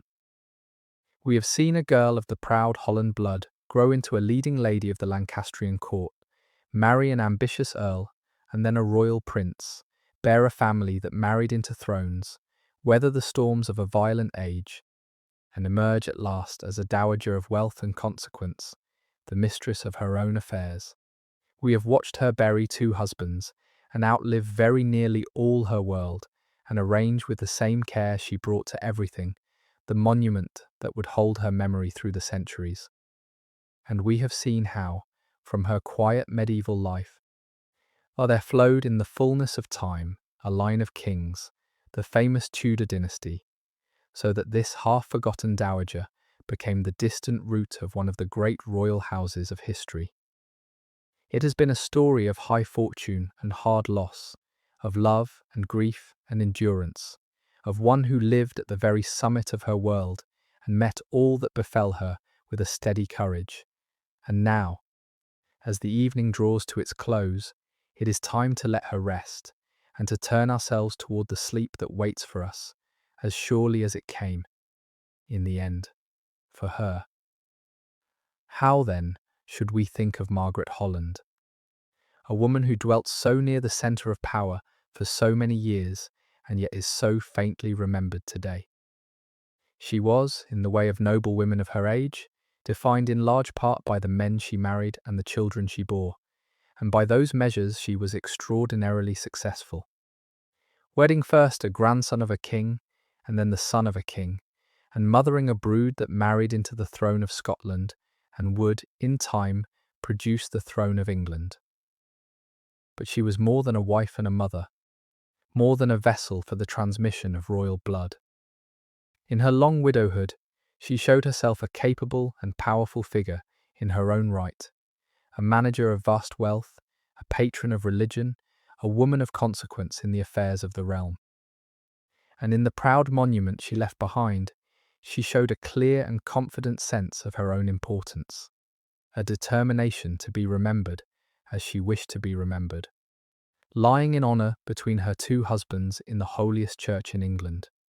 She was not a queen, and she did not rule, but she dwelt at the very summit of her society for half a century, and she left her mark upon the future in the blood that flowed from her down to the Tudor kings. If we try to draw her character from the scattered evidence, a few things stand out clearly. She was, first of all, a survivor, a woman who came through the dangers of a violent age, with her fortunes not merely intact but enhanced, who buried two husbands and outlived her own youth and emerged stronger each time. She was capable, a manager of estates and affairs whose competence is plain in the records of her dealings, no mere figurehead, but a working proprietor of her own broad inheritance. She was devout, with a faith that seems to have been genuine and deep, ordering her later years and shaping her preparations for death. She was bold, as her crossing to Normandy shows, willing to share the hardships and the dangers of her husband's wars. And she was, in the end, possessed of a strong sense of her own worth and her own place in the world, as the proud monument she planned for herself makes plain. These are the qualities of a formidable woman, and they fit together into a coherent picture. The picture of a formidable lady who knew her own value, managed her own affairs, kept her own faith, and arranged her own memory, moving through the upheavals of her age with a steady competence and a quiet strength. She was not a romantic figure. Exactly, though romance touched her story, she was something more solid and more enduring, a woman of substance in every sense, who made the most of the high place her birth had given her and left the world more or less as she wished to leave it. And there is a particular poignancy in her near-total obscurity when we set it against the fame of her descendants. For the dynasty that sprang from her, the Tudors are among the most famous royal houses in all of history. Their names known to millions who have never heard of Margaret Holland, the great king who founded the line, the larger-than-life monarch who broke with Rome and married 6 times, the young king and the rival queens, the dazzling queen of the golden age under whom England flowered. All of them descended through the long chain of generations. From the woman we have followed tonight, the granddaughter of the Fair Maid of Kent, who married a grandson of King Edward III. She is the root they grew from, the distant source of all that later glory, and yet she herself is almost forgotten, a name in the genealogies, a carved figure in a Canterbury tomb. There is a lesson in that, perhaps, about the strange workings of fame and memory, about how the founders of mighty things may themselves sink into shadow while their descendants blaze across the pages of history. Margaret Holland built better than she knew, launching a line that would climb to the very summit of the kingdom, and she deserves, I think, to be remembered for it. This proud lady of the House of Lancaster, who lies in honour at Canterbury between the 2 husbands she loved. Let us trace that thread of descent for a moment, for it is a remarkable chain that links this half-forgotten woman to the most famous of dynasties. From her and her first husband came their son John, the 2nd Duke of Somerset. From John came his only daughter, the Lady Margaret Beaufort, that famous and formidable woman who devoted her whole life to the advancement of her son. And from Margaret Beaufort came that son, Henry Tudor, who against all odds defeated the last of the rival kings at Bosworth and took the crown as Henry VII. So the great-grandmother and the great-grandson stood at either end of a chain of 4 generations. The one a half-remembered dowager of the early 15th century, the other the founder of a dynasty that would dominate the 16th. And from Henry VII, the line ran on, through his son, the much-married Henry VIII, and through that king's children, the boy Edward and the 2 queens Mary and Elizabeth, until it reached its dazzling close in the long reign of the last of them, the queen under whom England rose to new heights of power and glory. All of these were her descendants, carrying some portion of the blood she had passed down through Margaret Beaufort, and all of them owed their place in history, in some small and forgotten part, to the marriages this woman had made and the children she had borne 5 generations before.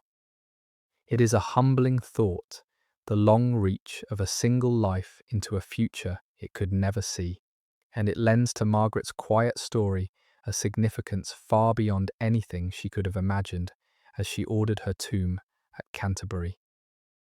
We might reflect, too, on how little she could have known of what her blood would come to.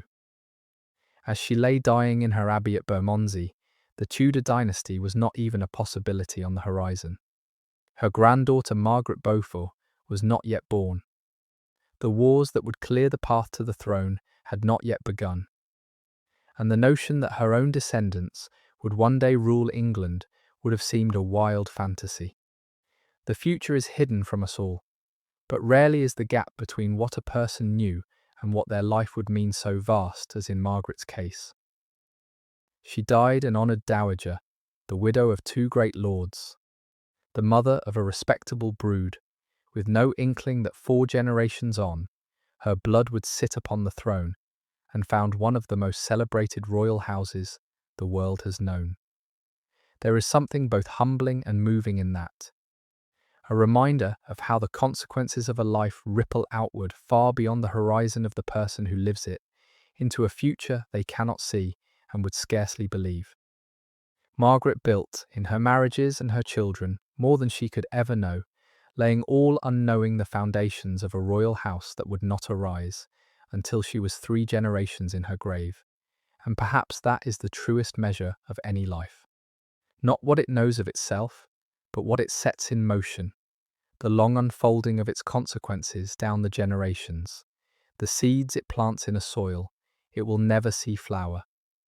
And what a flowering it would be, in the fullness of time, though she could not have dreamed of it. The grandson of her granddaughter would not merely survive the wars that destroyed the rest of her line, he would end them, uniting in his own person the claims of the warring houses and founding a dynasty that would rule for more than a century and reshape the whole course of English history. Under his descendants, England would break with the old church and chart its own religious path, would send its ships across uncharted oceans toward a new world, would lay the foundations of the power that would one day spread across the globe. The age of the Tudors would be remembered as one of the great ages of the English past, an era of upheaval and achievement, of famous kings and queens whose names would echo down the centuries. And at the very source of all of it, 4 generations back, stood a woman who died in a riverside abbey in the depths of a medieval winter, knowing nothing of what her blood would come to, asking only to be buried in honour between the 2 husbands she had loved. There is no grander illustration of the hidden workings of history, the way the great consequences flow from obscure sources, the mighty oak from the buried acorn. Margaret Holland was such an acorn, small and forgotten, buried in the soil of her age, and from her, in the slow course of generations, grew one of the great dynasties of the world. And the dynasty that grew from her did not merely rule. It transformed the country it ruled, and through it, the wider world. Under the line that sprang from her blood, England turned from a medieval kingdom on the edge of Europe into something new and formidable, a nation that would in time reach across the oceans and plant its language and its laws on far continents. The religious upheavals of that dynasty's reign would reshape the spiritual life of the nation and set it on a path apart from the old Church of Rome. The flowering of learning and letters under its later monarchs would produce some of the greatest works in the English tongue. The plays and the poems that would be cherished for centuries across the globe. None of this, of course, can be laid to Margaret's credit, for she knew nothing of it and did nothing to bring it about beyond the simple passing on of her blood.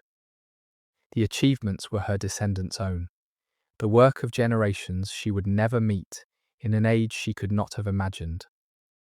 And yet, the thread of connection is real, however thin, running unbroken from her down through the centuries to that age of transformation, so that she stands, all unknowing, at the very head of it.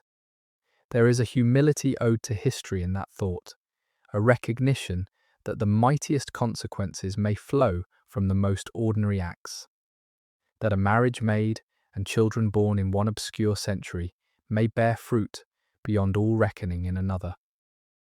Margaret did only what the women of her rank were born to do, married and bore her children and saw them established in life.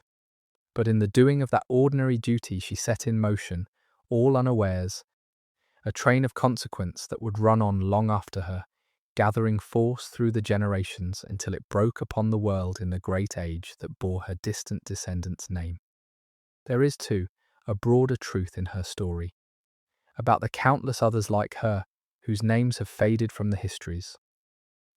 For every famous queen or notorious schemer whose deeds fill the chronicles, there were many like Margaret Holland, ladies of the highest rank, who lived lives of real consequence and yet left only the faintest trace in the records.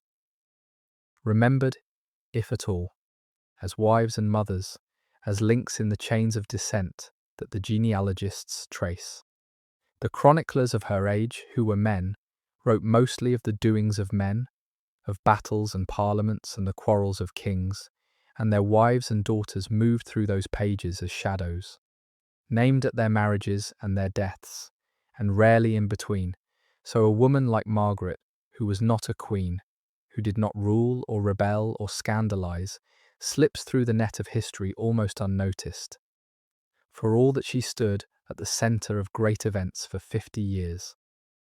We must piece her together, so far as we are able, from the dry records of her property and her piety, from the marriages she made and the children she bore, from the tomb she left behind.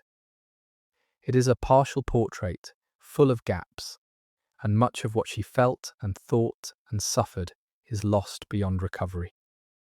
But it is worth the effort of recovery, for in remembering her, we remember all the forgotten ladies of her kind, the noble ladies who shaped their world from within the bounds their age allowed them, and whose quiet influence ran on, through their sons and daughters and the generations after, into the history that remembers them so little.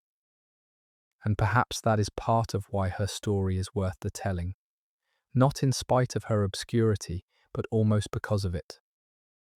The famous figures of history, the kings and conquerors and queens, are recalled and celebrated without end, their tales told 1,000 times, their faces familiar to every schoolchild. But the quieter figures who stood beside them and behind them, the wives and mothers and grandmothers without whom none of the celebrated ones would have existed, slip away into the shadows, their part in the great story forgotten. To recover one of them, to follow the course of a woman like Margaret Holland from her cradle to her tomb, is to restore a little of the balance. To keep in mind that history was made not only by the celebrated few, but by the countless others whose names we have lost. Margaret was not a footnote to her own life. She lived it fully, across more than 50 years, through love and loss and war and widowhood, and she deserves to stand as the central figure of her own story, not merely as a name in someone else's pedigree. That is the gift we can give her across the gulf of nearly 6 centuries, to take her seriously as a person, to follow her days with attention and sympathy, and to grant her, for the space of an evening, the place at the heart of the tale that she holds so rarely in the histories.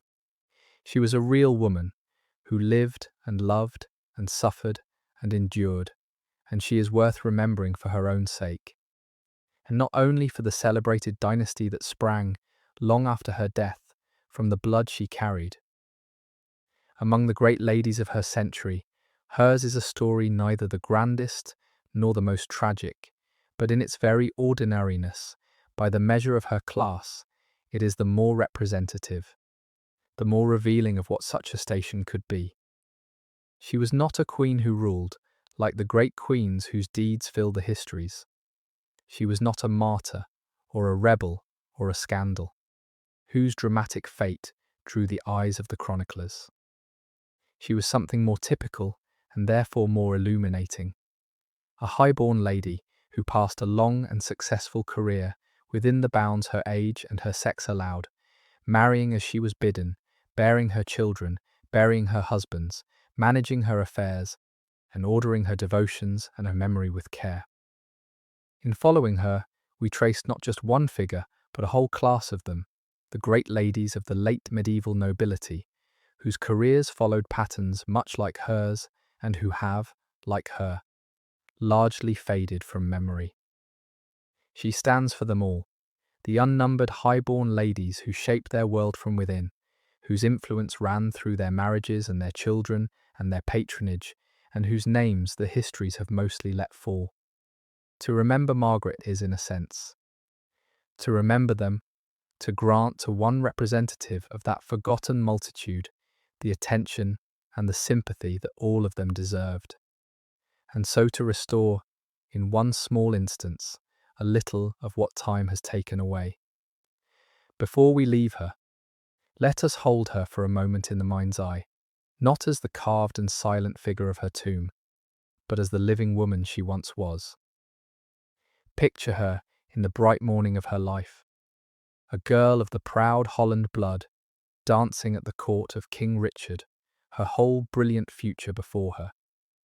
Picture her as a young countess, the wife of the dashing John Beaufort, surrounded by her growing brood of children in the high noon of her first marriage. See her crossing the grey waters of the Channel to be with her prince in the camps of conquered Normandy, bold and devoted in the prime of her life. And see her at the last, the grave and pious dowager in her riverside abbey, ordering the great tomb where she would lie between her husbands, composing herself with quiet dignity for the end. All of these were Margaret Holland, and the whole sweep of her life, from the firelit hall of her childhood to the alabaster tomb at Canterbury, is the story we have travelled together tonight. She passed through one of the most turbulent ages in English history, and she came through it with her dignity and her devotion intact, and she left behind her a line of kings. So let us leave her now, in the quiet of Canterbury, where she has lain in peace these many centuries, between the earl who gave her children and the prince who made her a part of the royal house. The wars she knew are long over, the crowns she moved among crumbled now into dust, the great affairs that filled her days all settled and forgotten.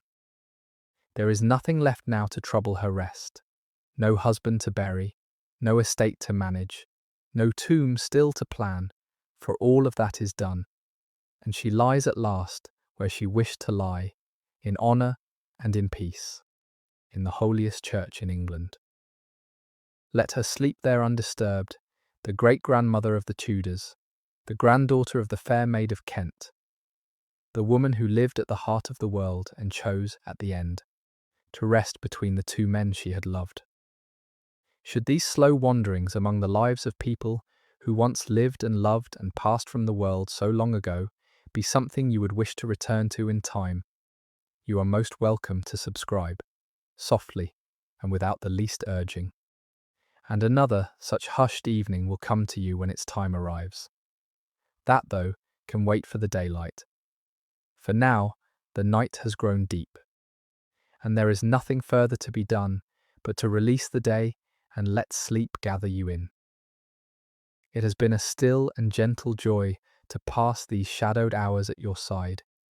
Sleep well, stay warm, be kind to the people in your house, and I will see you in the next one. Good night.